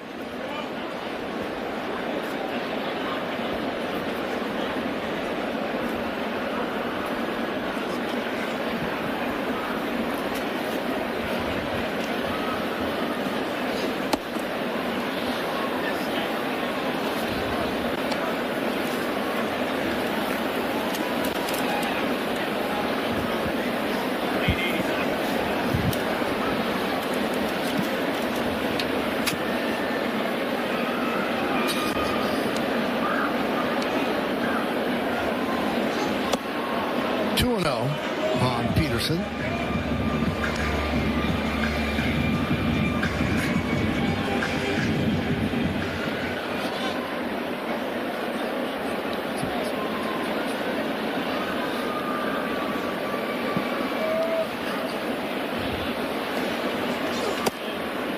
Missed with that, 3-0.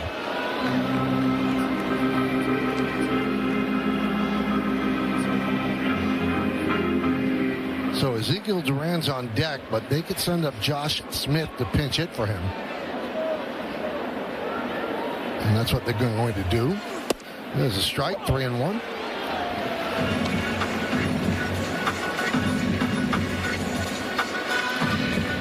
Runner at second, 2 outs, 3-1 count on the pinch hitter Peterson, pinch hitting for Higashioka. Kyle was 0 for 2 with 2 strikeouts in the game.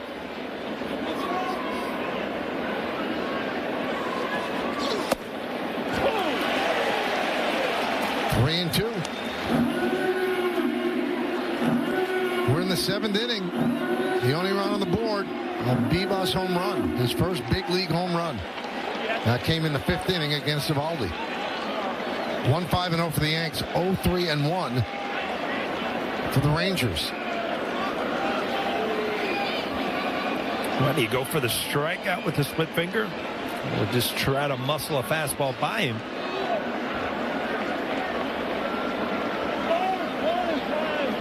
Time called.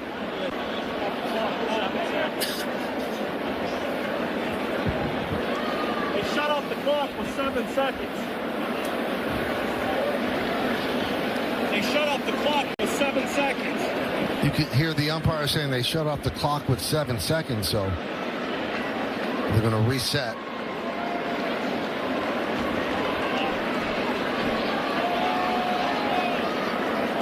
And the payoff. Grounded, third base, backhanded by Peraza. The throw, and a beautiful scoop by Goldschmidt, but Peterson reaches. That scoop saved a run as Simeon will stop at third. Well, the key here is he knew that he was going to have to leave first base, so he left first base knowing that if the ball gets by him, he's going to score. A really solid play by Peraza. Just going to try to bounce it over there, but he threw it too far, and Goldschmidt left the bag knowing how important it is just to catch this ball. Throws on the money, obviously has him at first base, but a tough play. You see Goldschmidt, nice try. I mean, that is a tough play. He gives him any more room like he did earlier in the game to be at this inning. Support America's military and first responder heroes. Donate $11 a month to the Tunnel to Towers Foundation at T2T.org. Time runs at third. That's Simeon. Peterson with the pinch hit infield single. He's at first. And now Josh Smith pinch hits for Ezekiel Duran.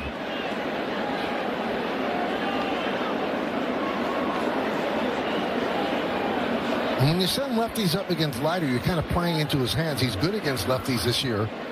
They hit 171 against him. 51% strikeout rate. And that splitter is the great equalizer. That's what he does a lot. Get ahead with that slow curveball early in the count, and then you can use the fastball and the split finger from here on out.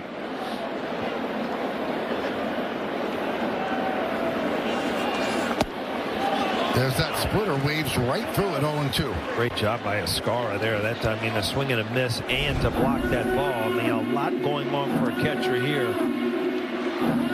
That ball gets to the backstop. You got a tie game.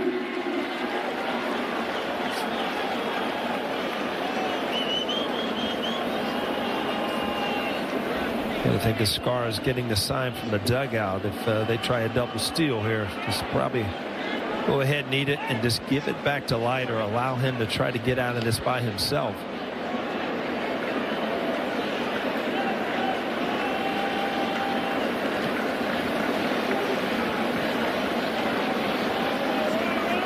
Runner goes, and they do let him go. Stolen base for Peterson. So now the go-ahead run is in scoring position.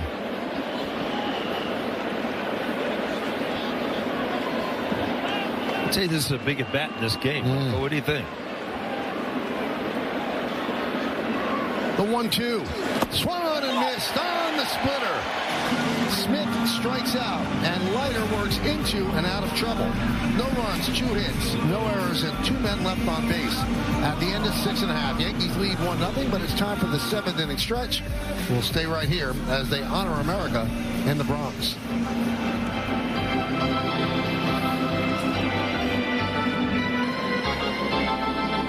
Ladies and gentlemen, will you rise and remove your caps? And please direct your attention to the area behind home plate as the New York Yankees welcome an honored military guest. United States Army, Private First Class, soon to be 90 years old, Joseph Marini from New York City, who served in the Korean War. The Yankees say thank you, Joseph, for sacrifice and service to our nation.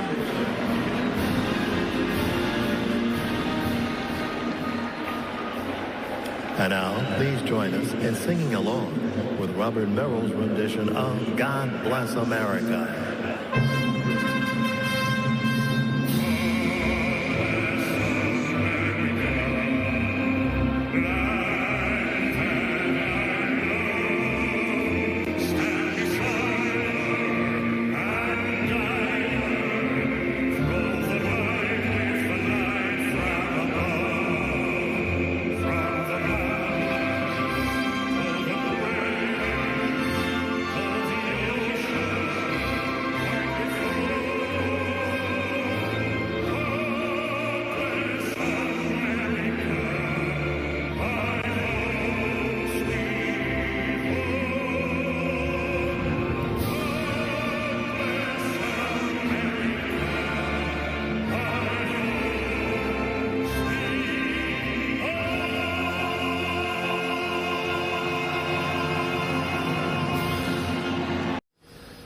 For your Ford Studio update, Bob and Jack with you. Another good outing, another good bad weather outing for Carlos Rodon. 6 scoreless innings, Bob, and endless evidence of the complete pitcher that he has become. Rangers were 0 for 8 with 3 strikeouts against his slider, but in the 6th inning against Young with the potential tying run on third base, what does he do?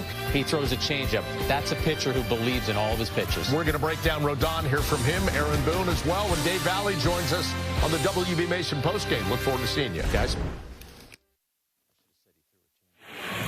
Well, thank you, guys. It's 1-0, 1-5-0 leading 0-4-1. Evaldi 6 innings, 5 hits. Ranger offense struggles.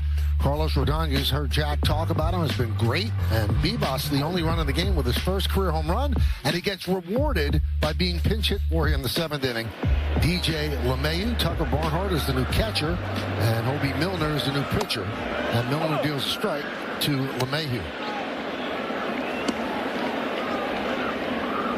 You see Williams up in the pen. To me, tells me that they're willing to use Weaver in the 9th again if the score stays as it is.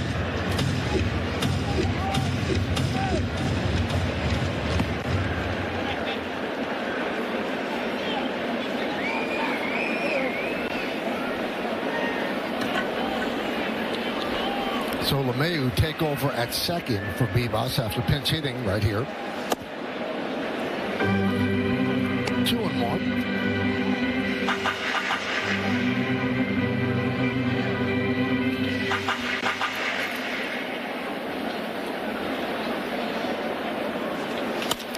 High fly ball, right field. Garcia on the run and he makes the play.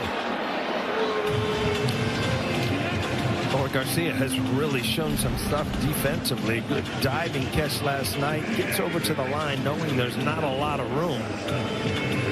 It's not as easy a play as it looks.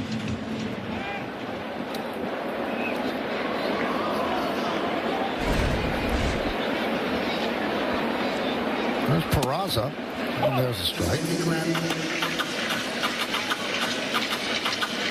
Last 3 years, Milner a 3.19 ERA.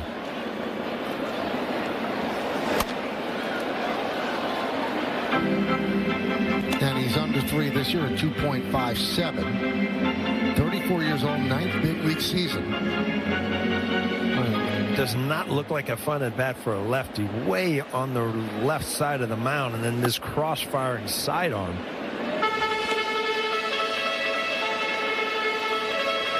So, a little bit of a different first name, right? Hobie. And his parents named him after David Hasselhoff's son in Baywatch, Hobie. That's like a surf company or something. Yeah. That Hobie was H-O-B-I-E. They changed the I-E to Y, and that's how you get Hobie Milner. Fly ball, right center. Haggerty makes the play. 2 down. All right, let's check out the T-Mobile coverage cam. And, Paul, I know you've been impressed with the scar behind the plate. Well, I tell you what, this is as important as a strikeout to block this ball. And, you know, Leiter with a man on third is not an easy catch. And that is a great play that saves a run by J.C. Escarra. He is 8th best in the majors in blocking. So StatCast has him at +3 blocks, above average. And that's with him playing very little. He's 55th in games caught.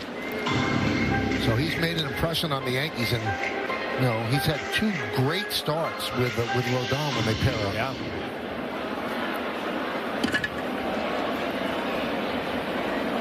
One 1-0 on Grisham. He's 1 for 3 today. There's a strike.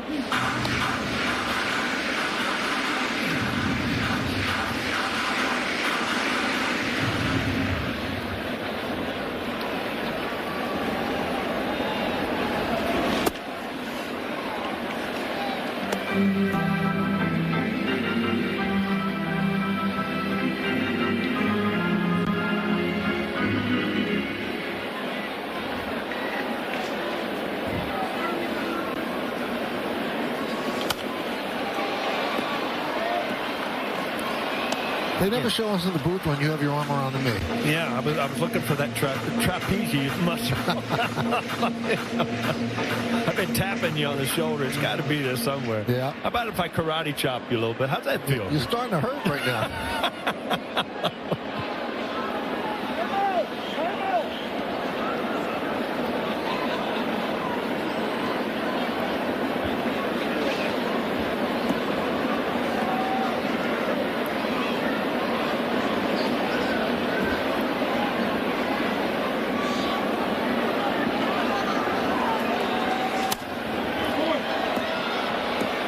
Walking out of the ballpark yesterday, there's a little wrought iron fence that I kind of step over. Yeah. Save myself like 100 steps. Okay. Every game I do it. Every game I clear it. Not last night. You took smashed my kneecap. I was almost crying as I walked. What are you going to do today? You going to give it an effort, or you're just going to walk the 100 steps? I'm going to try to go over it again. All right. I'm not going to let it defeat me. I might just... I might follow you just see how it works. How it works out for you. Grounded to first. Berger flips to Milner. And lefty comes out and retires the Yankees in order. 1-2-3. We're going to the 8th. 1-0 Yanks. It's time to name that Yankee. Here are the clues. And this guy was involved in one of the big trades in Yankee history. It's George Doc Medich. And he was traded to the Pirates, part of a package that brought Willie Randolph to the New York Yankees. And that trade eventually landed him, and you see him there in a Texas Rangers uniform. He was actually a doctor. He was a physician. Wow. And because he was on the Rangers, during a Ranger game in Texas, somebody had a medical issue, and he jumped into the stands and saved the guy's life. Wow. And a medical degree from the University of Pittsburgh. And that's a pretty good trade. So Doc Medich was well thought of. They got Willie Randolph for him, Doc Ellis, and Ken Brett. Third in the Rookie of the Year voting in the American League in 1973. Michael, I'm sorry. I'm Never heard of Doc? You just gave me the answer, and I still can't get the answer. I don't know the guy. Devin Williams on for the Yankees. And what number was that? 5? 8. Oh, 8. I was going to say, that was hard.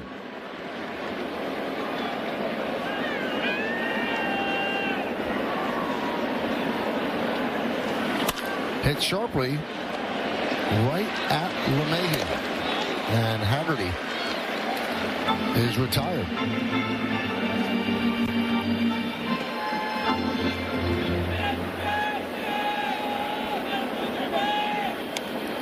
See, there's some that are hard because they were of a certain era. Yeah. And for me, that was like me growing up. Okay. So that was, it wasn't an 8 to me. It was obviously a 16 to you. Yeah, it was off the charts for sure. For sure. Well, you got the one yesterday, right? Yeah. It was a teammate of yours. 0-1 on Langford.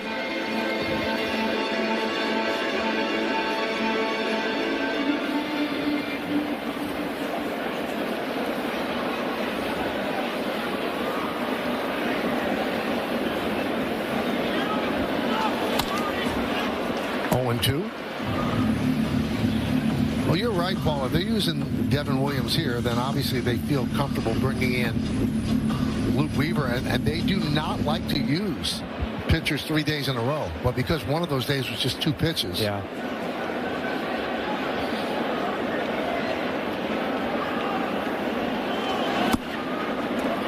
One and 2 on Langford. Langford has walked twice today. He's 0 for 1.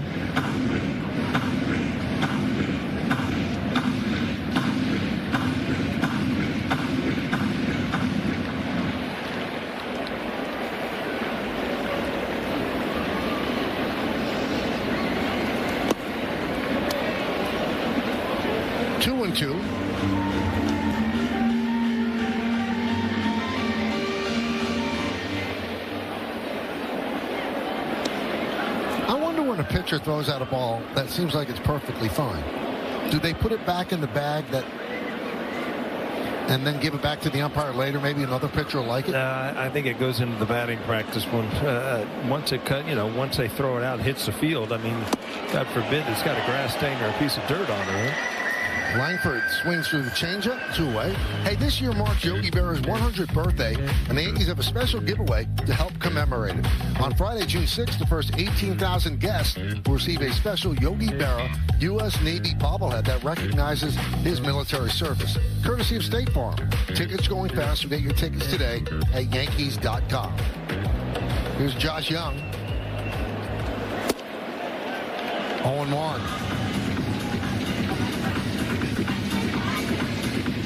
Young 1 for 3 today. Singled in the first inning, grounded to third, and then struck out.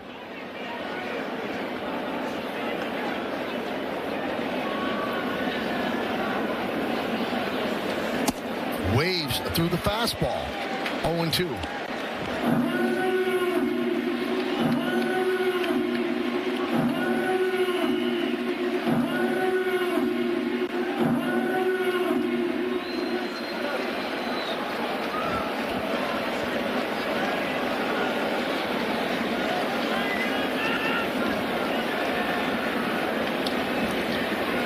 And the righty deals. Knocked down by Peraza. Regains. Fires. Got it. Well struck, but Peraza turned it into an out. And he gets congratulations from Devin Williams, who works a 1-2-3 inning. We'll go to the bottom of the 8th inning. Yankees lead this one 1-0. You're watching Yes. It's time for the Audi Electric Moment. Experience a fully electric Audi vehicle at your local Tri-State Audi dealer today. Bebos with the home run. And then there's signature celebration. And then later, after popping out, Judge makes a point to stop by. And you can see Bebos goes, that's the captain that just did. Yeah, he's hit a few of those home runs himself. John Armstrong comes in, and he'll face Aaron Judge to start the bottom of the 8th. 1-0.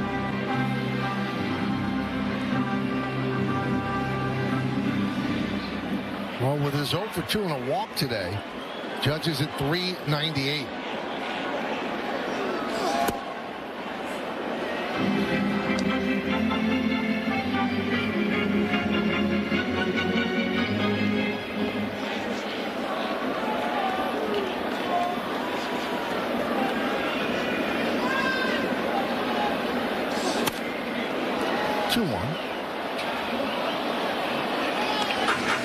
Yankees have 5 hits. The Rangers have 4.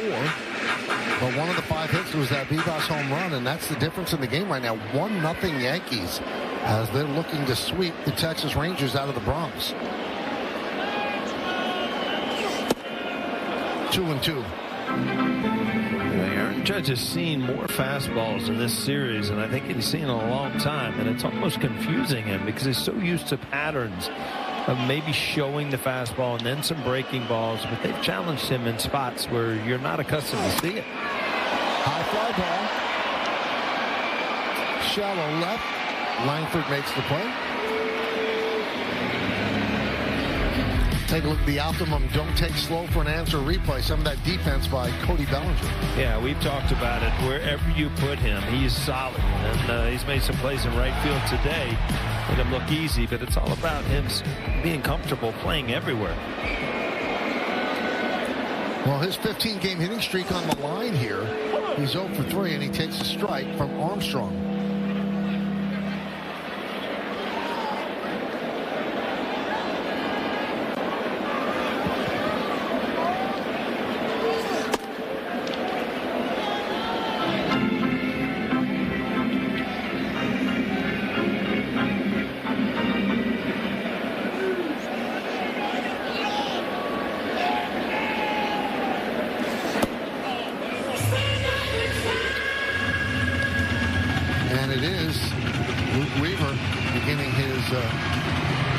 Stretching as he gets ready to throw. Looks like you're going over that fence today, huh? I could just see it. Skied the other way and out of play.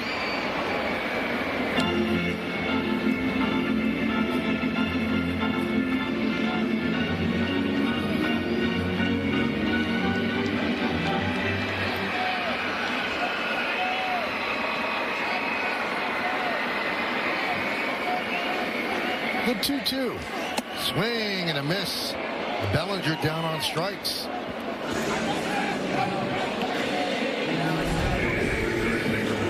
Cody Bellinger outside the strike zone, just trying to put the ball in play, but tough pitch that high to even put it in play. So here is Paul Goldschmidt. He's 1 for 3.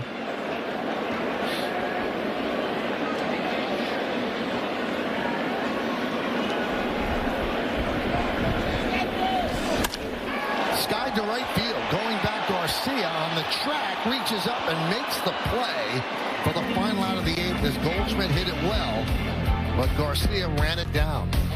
The Yankees need 3 outs to sweep this series. Nice play by Garcia. We'll go to the 9th.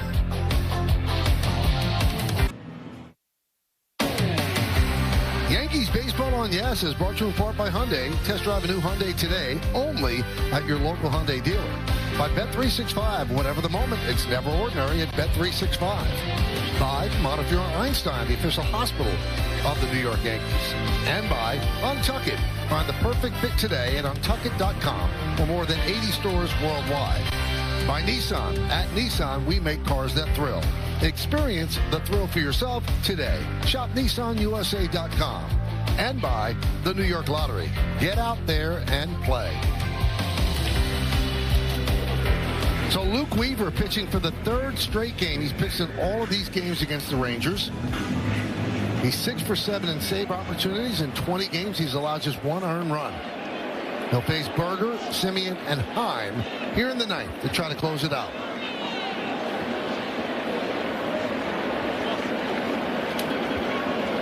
Berger 0 for 3 after a 2-home run night last night. Swing and a miss.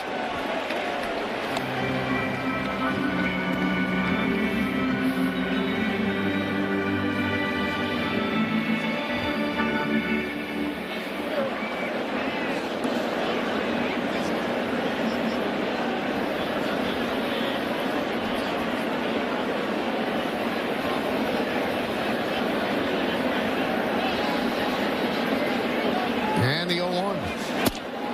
Nice pitch. Fastball on the black. Outside corner 0-2. Yeah, not much to do with that. I mean, now the plate is wide open. Has not seen the changeup. Hasn't seen anything other than the fastball. And down 0-2. Just missed with the change.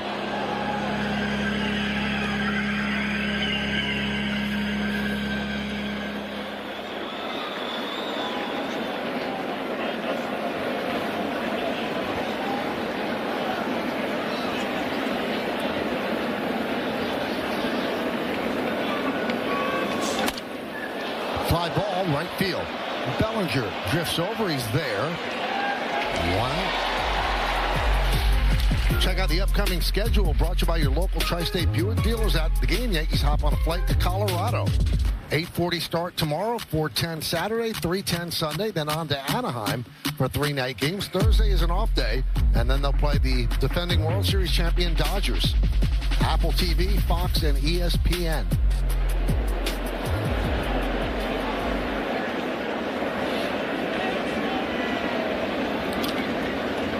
Here's Marcus Simeon.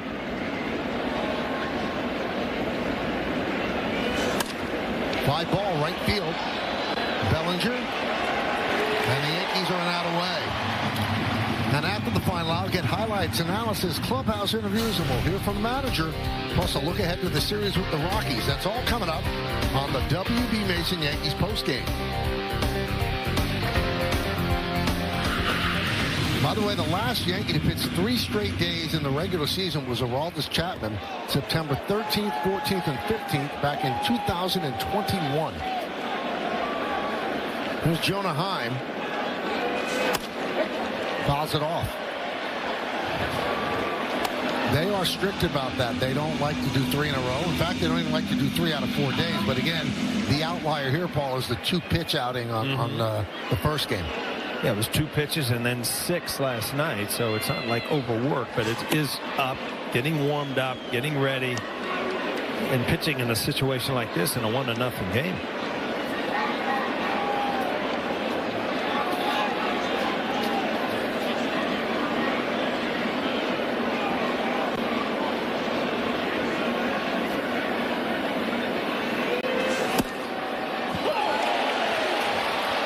Now a strike away. Heim did not like that call and tells Lance Barrett that. Yeah, this ball looked low. I don't know that Weaver even expected to get that one. Just 8 pitches. Economical and effective.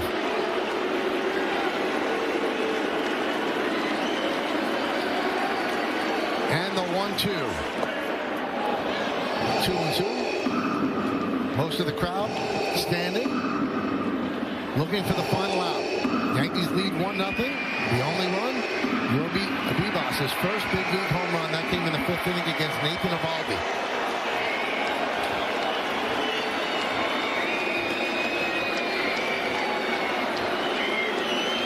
Weaver deals. Swing and a miss on the change. He closes it out with 10 pitches, and the Yankees win 1-0. They've won 4 in a row. They sweep the Texas Rangers, and the first big league home run of Yorbi Vivas, it holds up as the Yankees head on the road with a winning streak. Well, the Yankees are playing good baseball, and I think they played the Texas Rangers at a good time where their offense is really struggling. The Texas Rangers have really good pitching. But the Yankees, a great series. Anytime you can sweep somebody, why not? Right before you go on the road. Great start by Rodon, and then Leiter, Williams, and Weaver do the job. Second 1-0 win of the season. They did it in Tampa against the Rays in April. But Rodon, 6 strong innings once again, and the bullpen saves his 6th win of the year. So he's 6-3 with an ERA of under 2.9. He has been dealing for sure. So the Yankees celebrate a sweep of the Rangers. They'll head out to the West Coast. But first, we have more to do. Give out awards in the postgame after that. The Yankees win 1-0. How'd they get the 1 run? Well, that's the Cadillac drive of the game. Yeah, your Pete Bebas, his first major league home run. The only run of the game in a 1-0 victory by the Yankees. That's your drive of the game. And we'll hear from your beat with Meredith on the field during the postgame show. Big save for Luke Weaver. Great pitching. Yankees win 1-0. We'll be back. Well, the Bebas home run was the drive of the game. Now let's check out the exit velocity presented by Spectrum on that home run. 101 off the bat. It traveled 360 feet, the first home run of his career.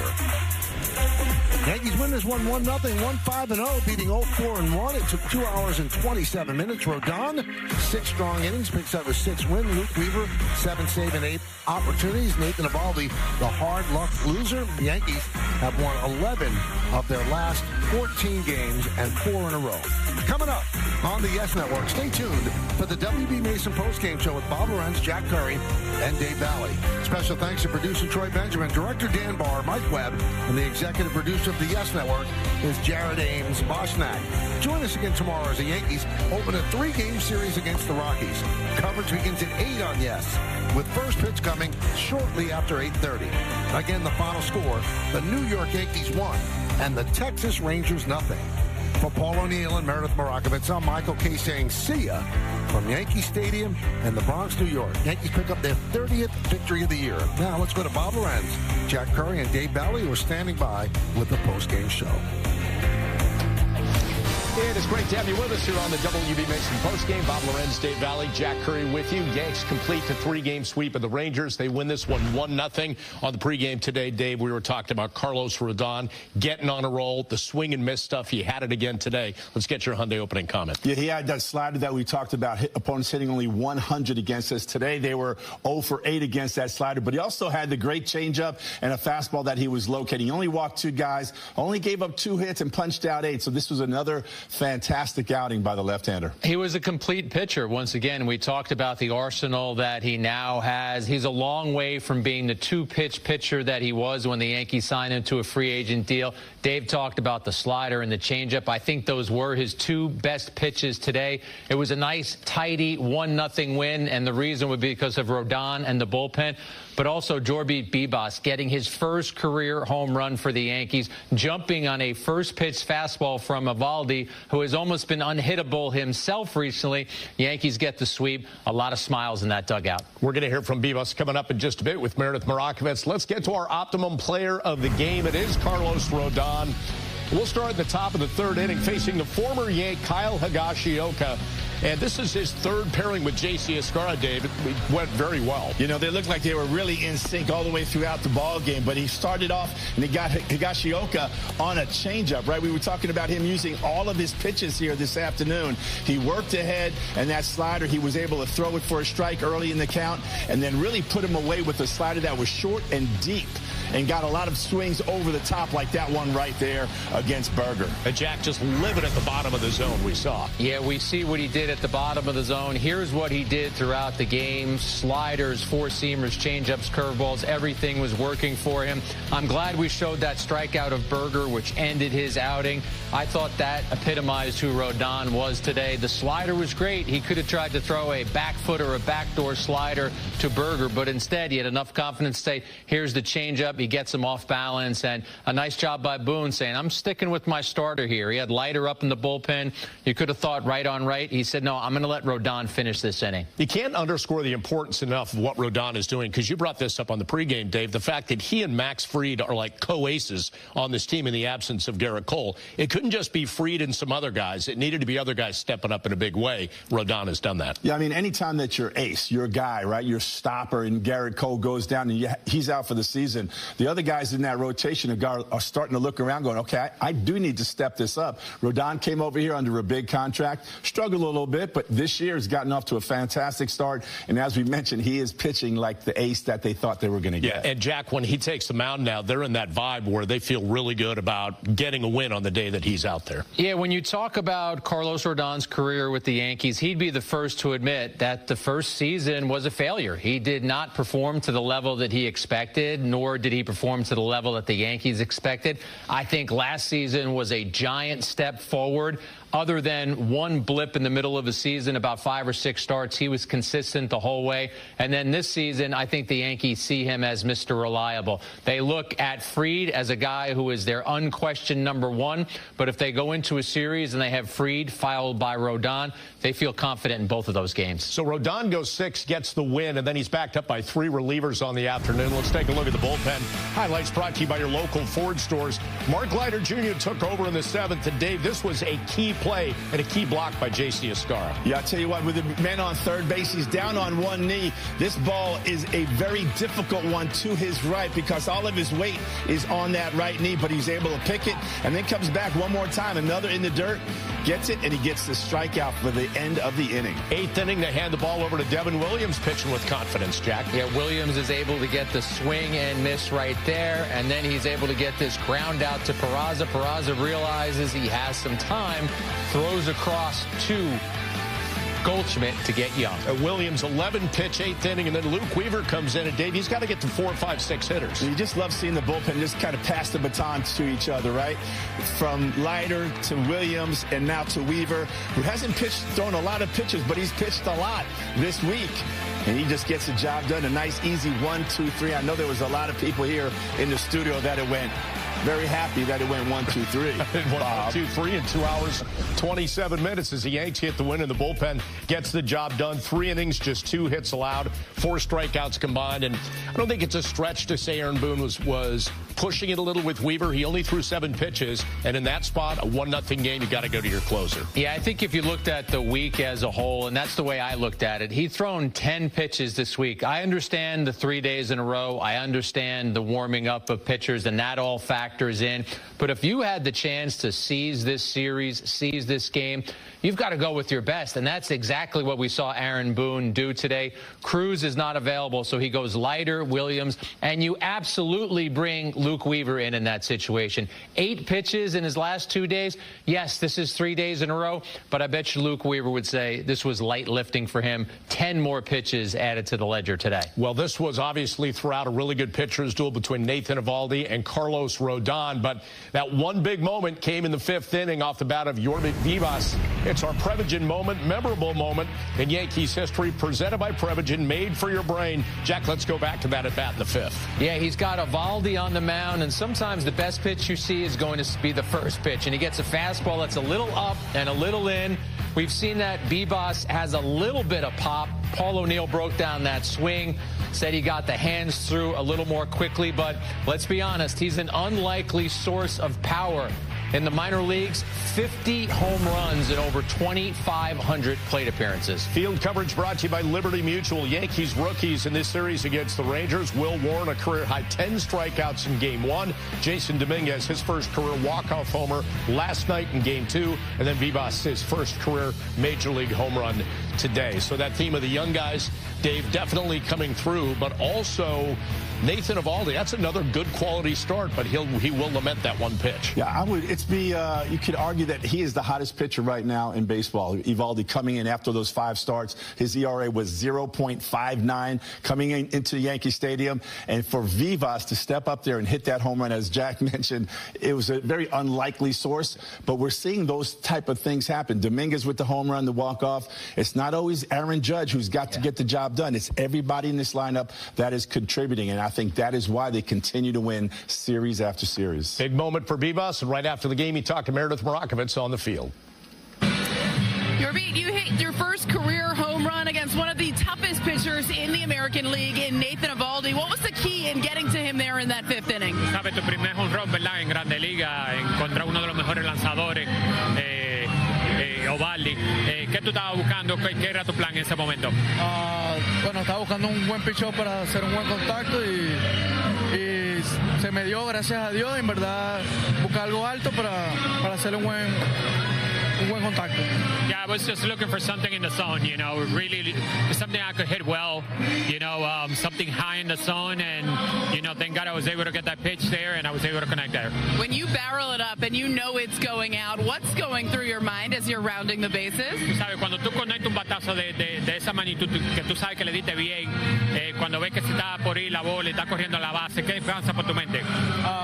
Bueno, nada, pensé muchas cosas, en verdad, estar en Grandes Ligas, que mi familia me está viendo de allá de Venezuela, en verdad, se me pasaron muchas cosas en la mente, en verdad. Yeah, everything is kind of like a flash, you know, so many things in my mind, running the bases, thinking about my family back home in Venezuela. I know they're watching, and like so many things, you know, the road to get here, you know, so many. What would your family think of that? ¿Qué tú crees que va a pensar tu familia de ese batazo? Bueno, yo creo que están orgullosos de mí, en verdad, lo que estoy haciendo, y de verdad agradecido con todo, con mi familia y todo. Yeah, I'm sure they're going to be proud. You know, they're going to be proud, and just very thankful for all the support they've given me. You had a big at-bat against the Mets a couple of days ago. This home run now, that was the game winner, game difference in this one. Just overall, what have you thought of the transition to facing major league pitching on a more consistent basis? Un turno muy bueno contra los Mets, este batazo de jonrón. ¿Qué tú crees que ha sido la experiencia? ¿Cómo ha sido el proceso de Liga Menor a Grandes Ligas, los lanzadores? En verdad que no es fácil, en verdad. Grandes Ligas es otro nivel, están los mejores jugadores y nada, estoy trabajando para mantenerme aquí. Yeah, it's definitely not easy. You know, you can tell the difference between the levels in the minor leagues and when you're facing big league talent. You know, the players are really talented, and for me, it's just keep working, you know, to keep myself here. Congratulations. I'll let you enjoy this one. Thank you. Thanks, Marlon. Send it back to you guys. Thank you, Meredith. Jack, you mentioned this when you were showing the highlight of his home run, the fact that sometimes the best pitch you're going to see is the first pitch. And you could tell what he said. He was game planning for that, thinking right from the jump, I'm looking for something up in the zone. So often we see the Yankee hitters either consulting with hitting coach James Rowson or assistant Pat Rossler, or each other. And I definitely think that was in his head, or someone was in his ear. You don't want to get to 2 strikes against Eovaldi. You're going to see a cutter. You're going to see a splitter. You're going to see a curveball. So if you get a fastball in that first pitch, jump on it. And one thing about Bibas, when the Yankees acquired him, they got Victor Gonzalez from the Dodgers and him for Trey Sweeney, who was a minor league infielder at the time. Talking to Yankee officials about him, the 2 things they said about Bibas: he will put the ball in play, he doesn't strike out much, and he's a tough kid. And Bob, so far we've seen those attributes come to fruition. Yeah, and Dave, everybody remembers their first home run, but sometimes it's like, yeah, I hit a home run and we won it 10-1. He hit the home run that was the lone run in a Yankees win. Your first home run is very special, right? I hit mine off of Lamar Hoyt, former Cy Young Award winner. You'll never forget the feeling of running around those bases. And just to hear him talk about the things that were going through his mind, his family back home, the road to get there, the tens of thousands of hours that you put in on, you know, travel baseball and the hotels and everything and all the batting practice. So for him to get that, this is a moment for a rookie that makes you feel like you belong. Yeah. As a young player, sometimes, especially coming up to the New York Yankees, like, do I really belong here? Like, and you're looking around and you're seeing Judge and Goldschmidt, like, and then me. But a moment like that, when he walks into that locker room today, after that interview, he's like, I'm feeling more comfortable right now. There was a snapshot of sorts that our camera crew caught in the dugout after Bibas's home run and after he had done all the high fives, and now he's at the end of the dugout sort of collecting himself. Who comes walking over with the biggest smile but the gentleman who hit the home run last night in Dominguez? And you could see the 2 of them just smiling and collaborating.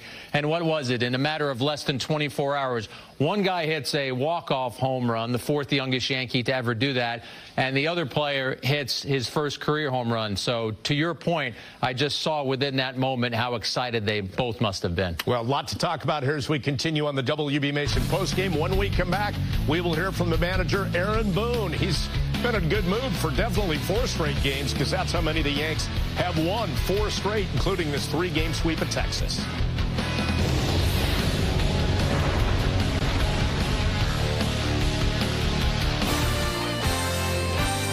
The Yankees postgame show on Yes is presented by WB Mason. Get fast free delivery of food service products you need at prices you'll love. Request your free catalog today at WBMason.com.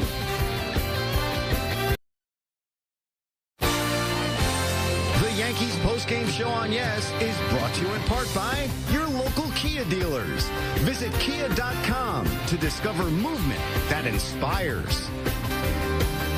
Well, today on Yes, go behind the scenes to see the guest relations and food service operations at one of the busiest sports venues in the world.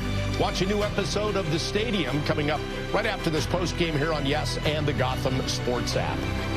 At the stadium today, Yanks wrap up a 3-game sweep of the Rangers with a 1-0 win. That 1 run provided off the bat of Yorbi Vivas, backing up Carlos Rodon, who improves to 6-3 with a 2.88 ERA. A game played in a tidy 2 hours, 27 minutes. Let's hear from Aaron Boone now in the manager's report, brought to you by Toyota. Aaron, starting pitchers just continue to roll for you, Rodon being the most recent. Just how much do you think, as a staff, they're kind of feeding off of each other's performance right now? Yeah, I mean, that's one way to say it. I just think they're all, in really good place and just throwing the ball incredibly well. And Carlos again today, and again he had a little bit of everything working. Even had his curveball back that kind of left him the last few, but just really sharp, big outing against, obviously, you're going up against Eovaldi, another really, really good one where it's going to be tough, and made it stand up. You mentioned his mix of pitches today, but what did you think of the slider in particular? Really good. And they periodically they worked some 3-2 counts with him too, and he seemed to win all those too. So that, he made, even though he wasn't in a lot of trouble, there were a lot of those at bats that could have teetered the outing either way, and he really made pitches there when he needed to, but I thought the slider was really good. You typically don't go to your relievers 3 consecutive days in a row. You went to Weaver. Just what went into that decision? Just a couple days. He had a couple days off before. 2 nights ago, it was 2 pitches. So just with the low volume there, it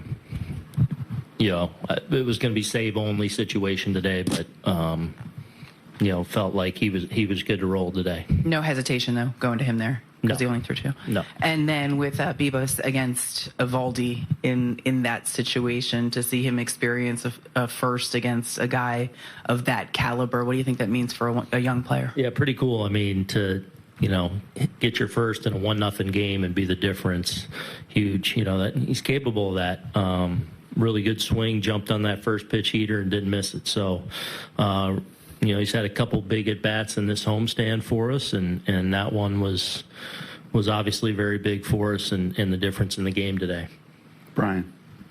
Aaron, with Rodon, you've used that phrase chopping wood a lot. What makes that fit with him? What does that mean to you? Because I just want him to focus on what that day is, the work in that day. And again, it's in and around, I just think, a really solid routine that he's built now the last couple years. And so it's not even focusing on the result of the outing, because, those from time to time is going to be fleeting, whatever. But I feel like if he just focuses on what he needs to day in and day out, because of his ability and those things, over time, those results are going to continue to be there. And, he's obviously been excellent. Brendan, what do you thought of Vivas defensively? He's really good, both spots. He's played less third, but, obviously getting over here this last week. I thought last night he had a really good first step play to his left where he got to a ball with ease. He seems to have a good first step out there, which, obviously is a good thing for range. He's turned a couple good double plays, both at third and second. So I've been pleased. And is Stan going with you guys to Colorado? No. So what's he going to do? Well, I don't know. We'll see. Dave. Yeah, and I think Rodon is on one of probably his best stretches since like 2021. Is there anything that you've noticed with him? Is it a confidence, the way he's attacking hitters, something that's been building, or something that he's returned to that you've noticed with him during that stretch? I tried to tell you this when he gave up the 3-run homers and everyone was losing their mind. Like, this is what he's about to roll off a bunch in a row. And I think it's been since the start of the season. I think you go back to opening day, you have the 2 outings that got wrecked by the 3-run homer. But even in those, it's been, I don't know, how many starts has he made now? Probably 10, 11. Yeah. I think they've all been really, really strong. And, a pitch here and there in a couple of them, and it's, even at another level, but it's been a lot of really good. Mark. Aaron, Devin Williams' changeup looked especially crisp today. Just what is the difference between him now and him, I don't know, a couple weeks ago? Controlling the strike zone better.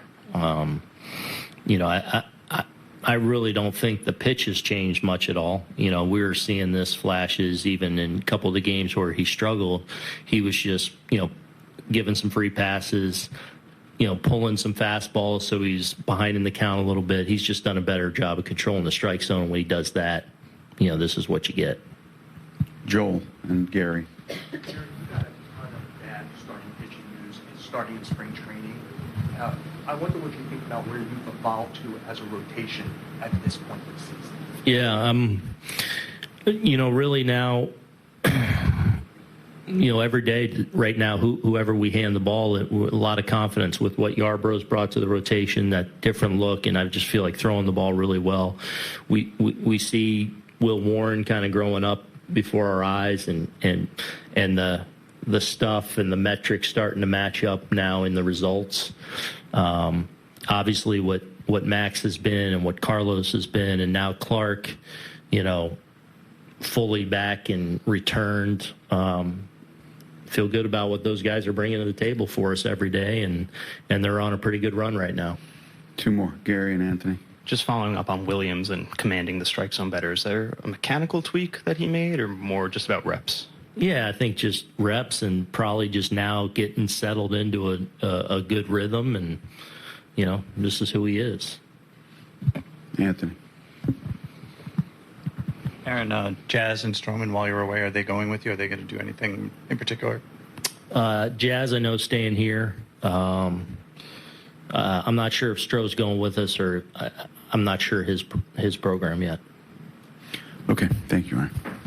Well, Aaron Boone mentioning that a while back he saw the signs that Rodon was going to get on a role that he's on right now. And he does bring up a good point, too. There were games where, if not for 1 or 2 bad pitches, he might have 8 or 9 wins right now. The theme early on with Rodon, and we talked about this on the pregame, was the 1 bad pitch, the 1 bad inning, the 1 bad sequence. But your numbers are what your numbers are. So 4 starts into the season, he's sitting there with a 5.5 ERA. He's given up 5 home runs in those 4 starts, and he has to figure out a way to find himself. He fine-tuned his stuff. He's kept the ball in the ballpark, and I keep saying it, but he's become such a complete pitcher. Since then, he's knocked off about 2.5 runs off his ERA. His ERA is now under 3, and I just think that's a testament to who he is and how dominant he has been. Yeah, and oftentimes when starters get into that moment, that moment of leverage, right, when the game is on the line, and you guys are talking about giving up those 3-run home runs, it takes time for a pitcher to understand, okay, what is this moment? What is my best pitch to be able to get out of this inning? Oftentimes, you'll see a guy use his 2nd or 3rd best pitch, and give up a 3-run home run, and you're going, why in the world would you throw that pitch? But if you do it enough, you're going to go, okay, I've learned my lesson. Yeah. It's not going to happen again. So I'd have to go to my trusty scorebook. I wish I remembered it, but there was a game he gave up a home run on a curveball, which is a pitch he doesn't throw that often. And I think your eyes lit up too, Bob. I think you were thinking about the same game. But that's exactly what the former catcher is telling us. It's great to have all those pitches at your disposal, but when you need that out, make sure it's the one you're most convicted in. Yeah, and Dave, how about the importance, too, of Bibas? Comes up when Jazz Chisholm goes down. Okay, you're going to get some reps at second. Now Cabrera goes down. Hey, you mind sliding over to third? Yes. Now 2 spots that he can get more consistent reps in the field and at the plate. It just shows you that managers need versatility, right? So a guy, he's a good defender. If you can play shortstop, you can play pretty much anywhere on the baseball field. And this guy could play some second. He could play some short if he needed to, and also to third base. Now, third base is a little bit different. The ball gets to you a little bit quicker. There was one play in the game there. I thought he had a little bit more time than I think he thought he had, and he rushed his throw. But you learn about that. All of a sudden, that ball's on top of you. You got Jock Peterson running, I could have had time to set my feet and make that strong throw across the bag. But the athleticism is there, the instincts are there, and much like we talk with Dominguez, getting more at-bats and more reps, especially as a right-handed hitter, I think with Peraza, it's the same thing. The more he's out there, the more comfortable he is going to become. I've said this a few times. The Yankees have always believed in his defense. It's about the offense trying to come along for the ride as well. We got to take another break here on the WB Mason postgame. A lot more coming up. We're going to hear from Carlos Rodon, who threw another gem today in a 1-0 Yankees win. Stick around.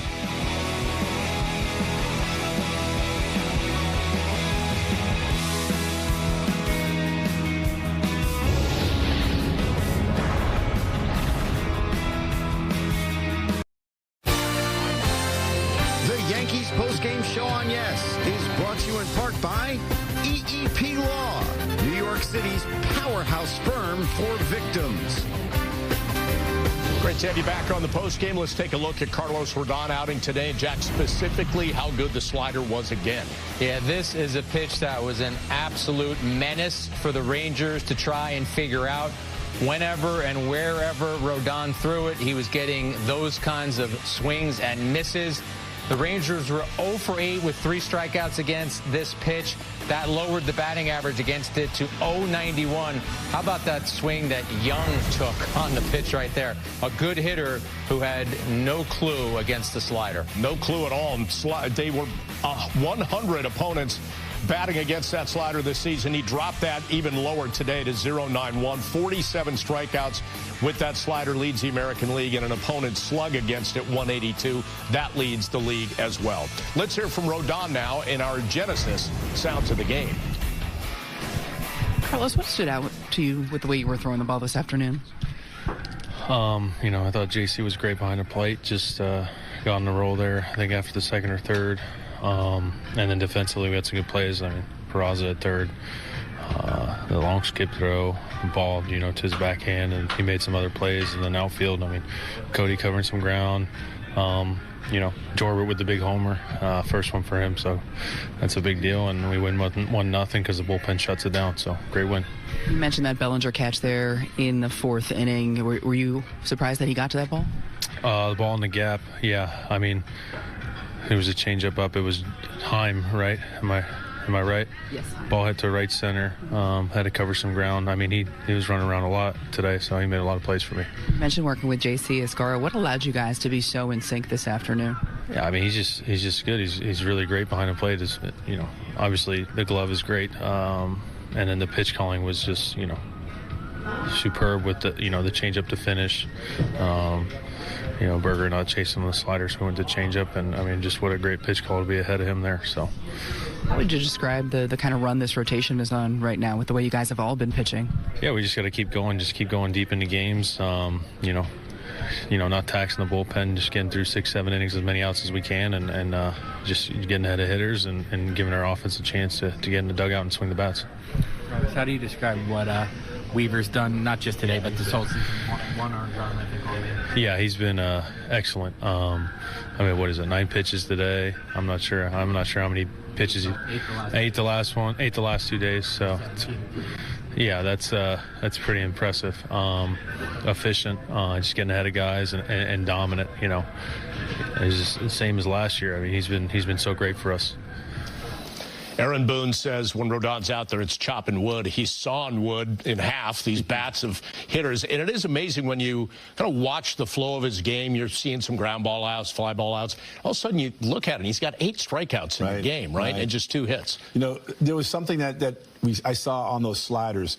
The thing that makes it that much special and more difficult for the hitter, he doesn't throw his slider in the same location all the time. He's able to backdoor it early in the count to get strike one. Guys typically took that one today.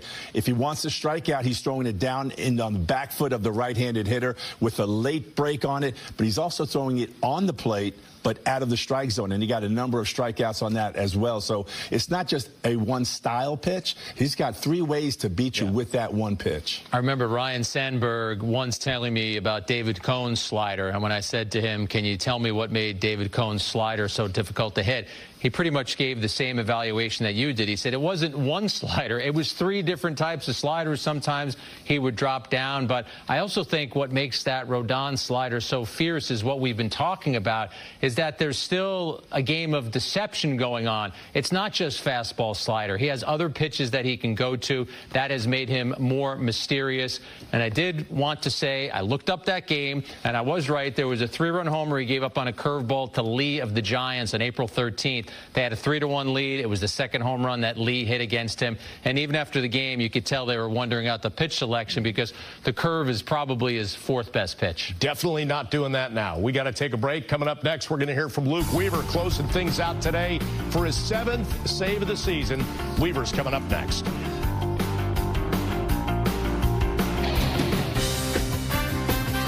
The Yankees post-game show on Yes is brought to you in part by your local Tri-State Genesis retailers. Learn more at genesis.com. The Yankees post-game show on Yes is brought to you in part by your local Hyundai dealers. There's never been a better time to test drive that Hyundai you've always wanted. Visit HyundaiUSA.com today. Luke Weaver comes in today, pitches a 1-2-3 ninth inning, locks up his 7th save of the season. And so far in 22 2/3 innings, he has allowed just 1 earned run. And he struck out 23 along the way, including 1 today. Let's hear from Luke Weaver about getting the save. Luke, overall this season, you've had a lot of success. Just what do you think it is about your stuff that has allowed you to do as well as you've been doing? Well, it's definitely been fun so far. It's obviously nice to create the momentum and to kind of keep it, sustain it, and hope ride the wave as long as it goes. There's going to be some bumps, and just preparing, just keep staying on top of the mechanics, the mindset, the pitch calling, just all those discussions internally. At any moment, things can go awry. So just want to make sure we're making those. Minimizing those mistakes as they go. You didn't throw a lot of pitches over the last 2 days, but typically he doesn't go to guys 3 days in a row, especially this early in the season. What was that conversation like before the game and letting him know that you'd be available? Yeah, I'm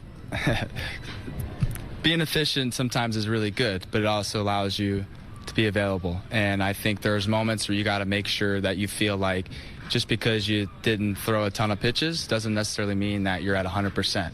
And it was just one of those discussions where it's like, hey, unless you tell us anything different, like, what do you want to do? And, I'm aware of the situation. I know that guys have been going back-to-backs. We've got a lot of guys that were possibly down today. And, of course, I wanted this. I wanted it. I mean, I didn't throw a lot of pitches, so I didn't really have an excuse. It was trying to go out there and to do my job, called upon and shut the game down. And, thankfully it went that way and just get back to the recovery circuit. Overall, what do you think with what this bullpen has been doing as the season has progressed? It seems like you guys have really found your roles and found your ways. Yeah, it's just a collective effort. Everybody's rooting hard for each other. We want to make sure that we pick each other up. There's different days where You know, if a guy's down, we got to go 1+. We got to figure out ways to piece it together. We always want our starter to go 9. We're just there as backup. So when the game dictates situations, we just want to be prepared, and we'll give hopefully big high fives and hugs after the fact and say get him tomorrow. You've seen Rodon now for a while. What stands out most when you watch him pitch? Yeah, I love when he pitches. I really do, because I think a lot of times starters have to find a way to navigate, and he just has a grit and like a tenacity about himself. Like every time he goes, he just grinds and he finds a way. And next thing you know, the score is typically close. And even if it's not his best, he's deep into the game. You know, he's throwing 100+ pitches. He's finding a way. He's fighting to get off the mound. He's like, don't take the ball, right? So, you know, there's just a piece of knowing that when he goes out there, it's 110% his full effort. And sometimes it's not going to be the best, but you have everybody's respect because we know we're going to get out of you, and we'll pick you up if we can. What's it been like watching Devin rebound from that tough start? I mean, he's been pitching really well lately. Devin's the man. I mean, he's obviously one of the best in the game. You know, there's adjustment periods with anything. Like I said early in this interview, like you're just trying to minimize mistakes. Sometimes they are completely uncontrollable and they stack up and you're trying to stop that momentum, and sometimes they're minimal and we can make those mistakes quick, and sometimes we get lucky and sometimes we don't. So with all that being said, it's awesome to have him do his thing. You know, I certainly wasn't worried about him for 1 second, and he's found his rhythm, he's controlling his game, his tempo, and he's just dominating. Why do you think you've been so efficient? Like, that's the word you used, efficient. Like, I think you threw 17 pitches in 3 days. How what's the key to doing that? Well, they swing and get out quicker. I think it's really just about trying to get strike one as fast as possible. It's trying to get the 2 strikes as fast as possible and just try to put them away as quick as you can. On your route to do that, if they put the ball in play and they get out, which is what we hope, I don't necessarily want to try to get this 2 strikes every time. Like, I want to be able to be efficient to be able to come back the next day and to take load off the arm into the body and make people breathe easier in the dugout and in the stands, the fans. So with all that being said, it's just about trying to command my pitches as best I can and staying on top of it. And yeah, it's a lot less stressful when you can just get them out quicker, and I'm very thankful for that. Luke, earlier in the day, Cruz was placed on the injured list. He's optimistic that it'll only be the 15 days, but just what type of loss is that for the bullpen? Yeah, it's a tough one. I mean, he's the most energetic guy. There's no one I've ever played with who cheers harder than he does down there in the bullpen. Even when he's warming up, he's fist pumping, clapping. He's all about or like, hey man, you still got to pitch, you know. So he's going to be a loss for us for sure. But hopefully it's quick. You know, he's recovering really well, it sounds like, and his attitude is uplifting always, so you know, you never feel like you got to worry about him, but we'll fill the gap as best we can, and hopefully he just hits the circuit hard back there. How uplifting is it to get a sweep of a good team like that? Yeah, obviously a really momentous type deal. So you know, we played a good series against the Mets, we play a good series against the Rangers. You just continue to try to win series, and if you can sweep, that's like a huge bonus. So when they have great starting pitching that they do, and a great team and a lineup overall, they're all close games, right? Like, you got to be able to minimize your mistakes, have big moments like last night, and you know, Vivas today, big moment off a great pitcher. So you just kind of stack those together, and when those guys are feeling confident and it's well-rounded and all cylinders are firing, whatever the saying is, but you know, we're happy to go out there and piece together a lot more wins. Well, among the things Luke Weaver talking about, pitch efficiency. And Jack, you know, we see some relievers who kind of a little all over the place. Suddenly they're 20+ pitches. Not him. He's out there.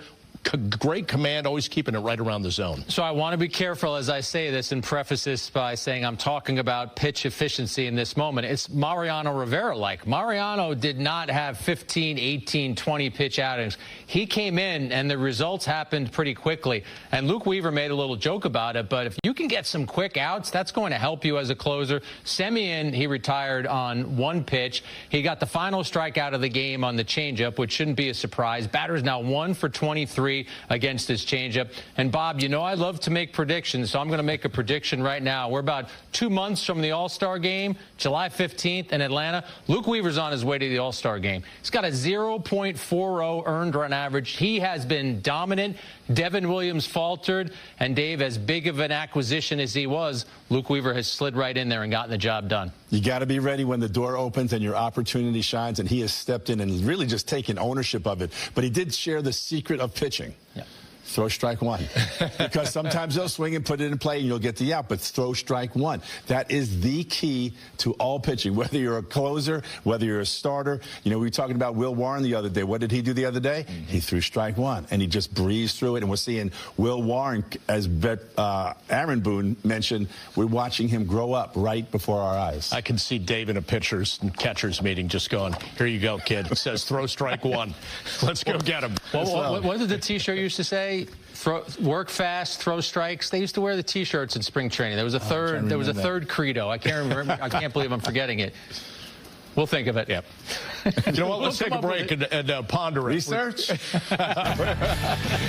take a break. More coming up. Yanks get the 1-0 win. Big day for Yorbit Vivas with his solo home run, and big win for Carlos Rodon. Stick around.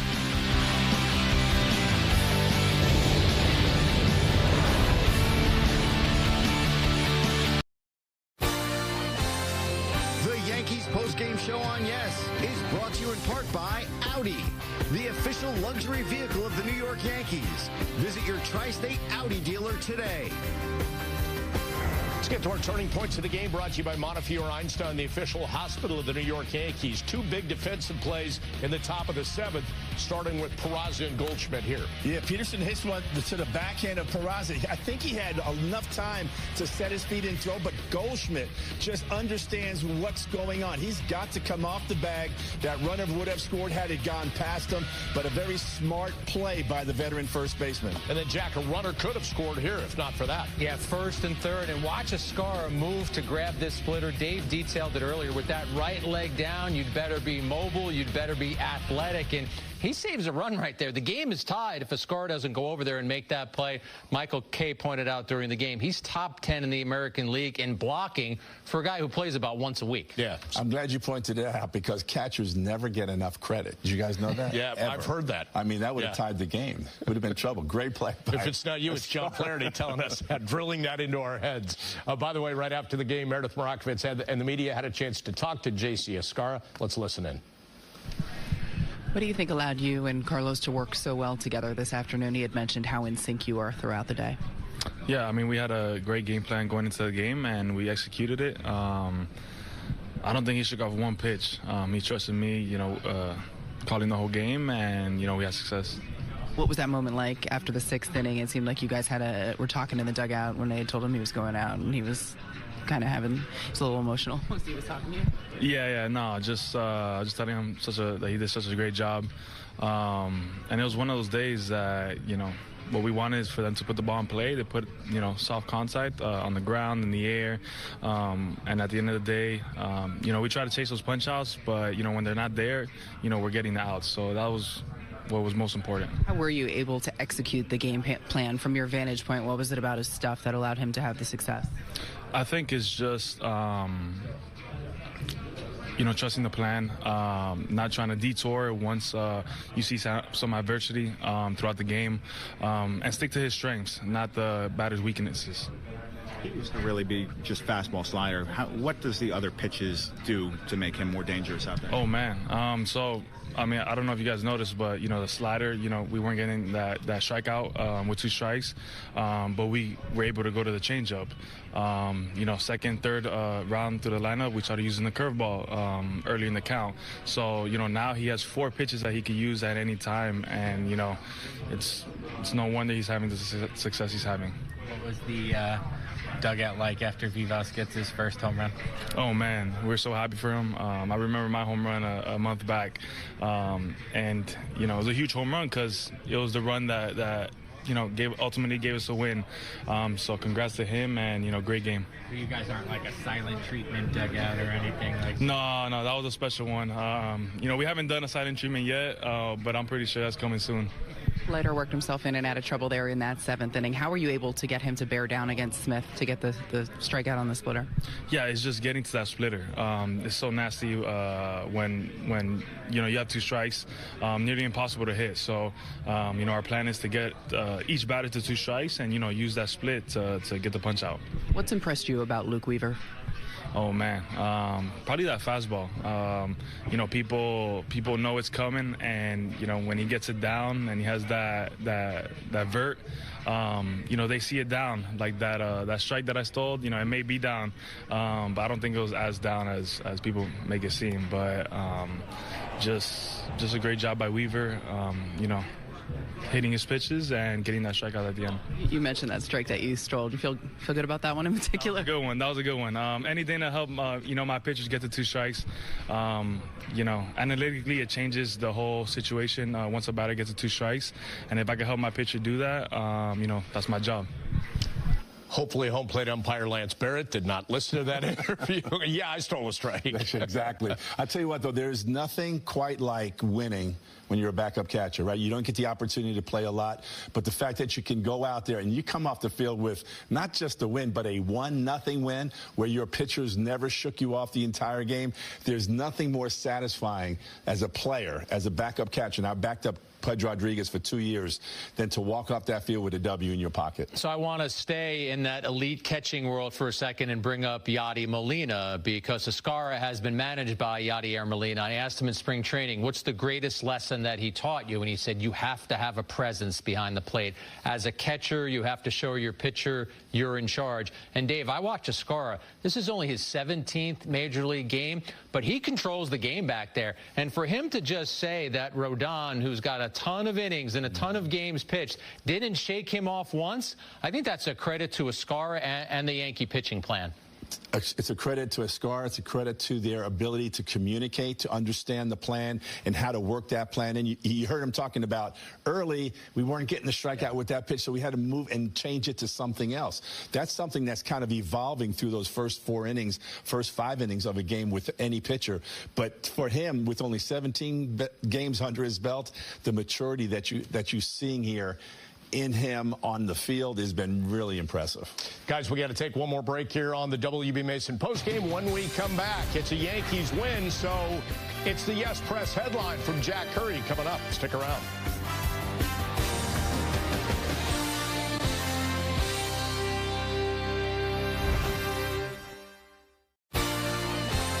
The Yankees postgame show on Yes is brought to you in part by FanDuel. New customers get $250 in bonus bets if your first $5 bet wins. Did you get the ball? Y la bola. Sí, ya me la acaban de dar, sí. Okay. Yeah, they were able to get it, yes. What are you going to do with that ball?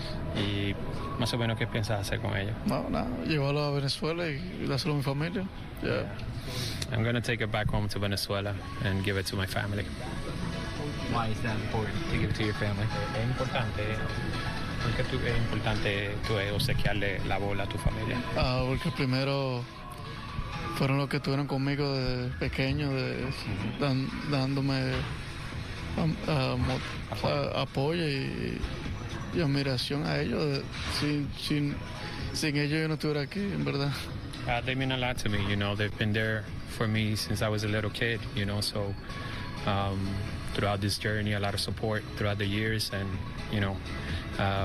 they're important for me. Were they watching in Venezuela? Do you think they saw it?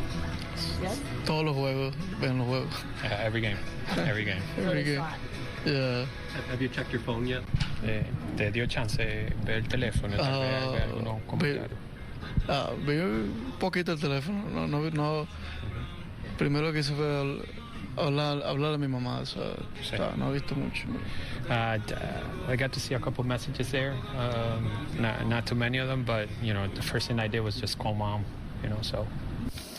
Yorvit Vivas' first home run ball will have a place of prominence in the Vivas household in Venezuela. As for the Dave Valley first home run ball, fill in the blanks. You asked me, and I was like, where is that ball? And I realized I've moved so many times, it's in a box somewhere. So hopefully one of these days I can go through storage and go, oh, there it is, yep. Lamar Hoyt. home run ball, number 1. Yep. What did you hit, and where was it, and what do you remember about down it? and in, and it hit the USS Mariner. They had a ship, kind of like Citi Field has the apple that rises, and there was a big open pocket. So there wasn't many fans back then in 1984. So it got to me very quickly. I didn't even have to give up anything for it.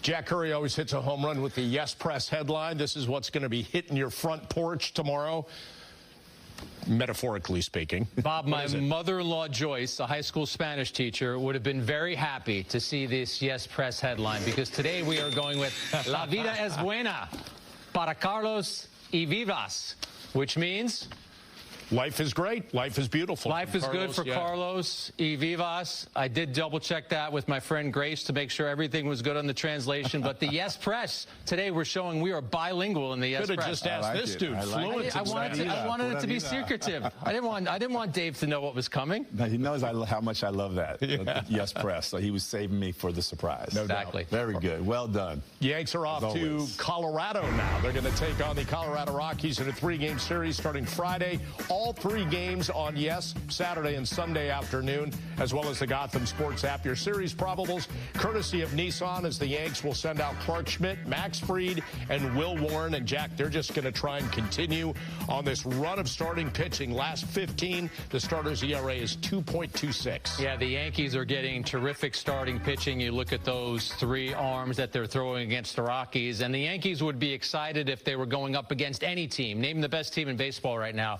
But they're going up against the worst team in baseball. They're going up against the Colorado Rockies, who, as we are speaking right now, have 8 wins on the season. So, Dave, you've been in this situation before. I know the Yankees, especially their coaches and manager Aaron Boone, are saying, don't let this roll that you're on be stopped by the Colorado Rockies. Go in there and take care of business. They're still a Major League Baseball team. You're still playing in Colorado. I looked at Clark Schmidt's last game, right? He had 5 walks. You don't want to put base runners on in Colorado.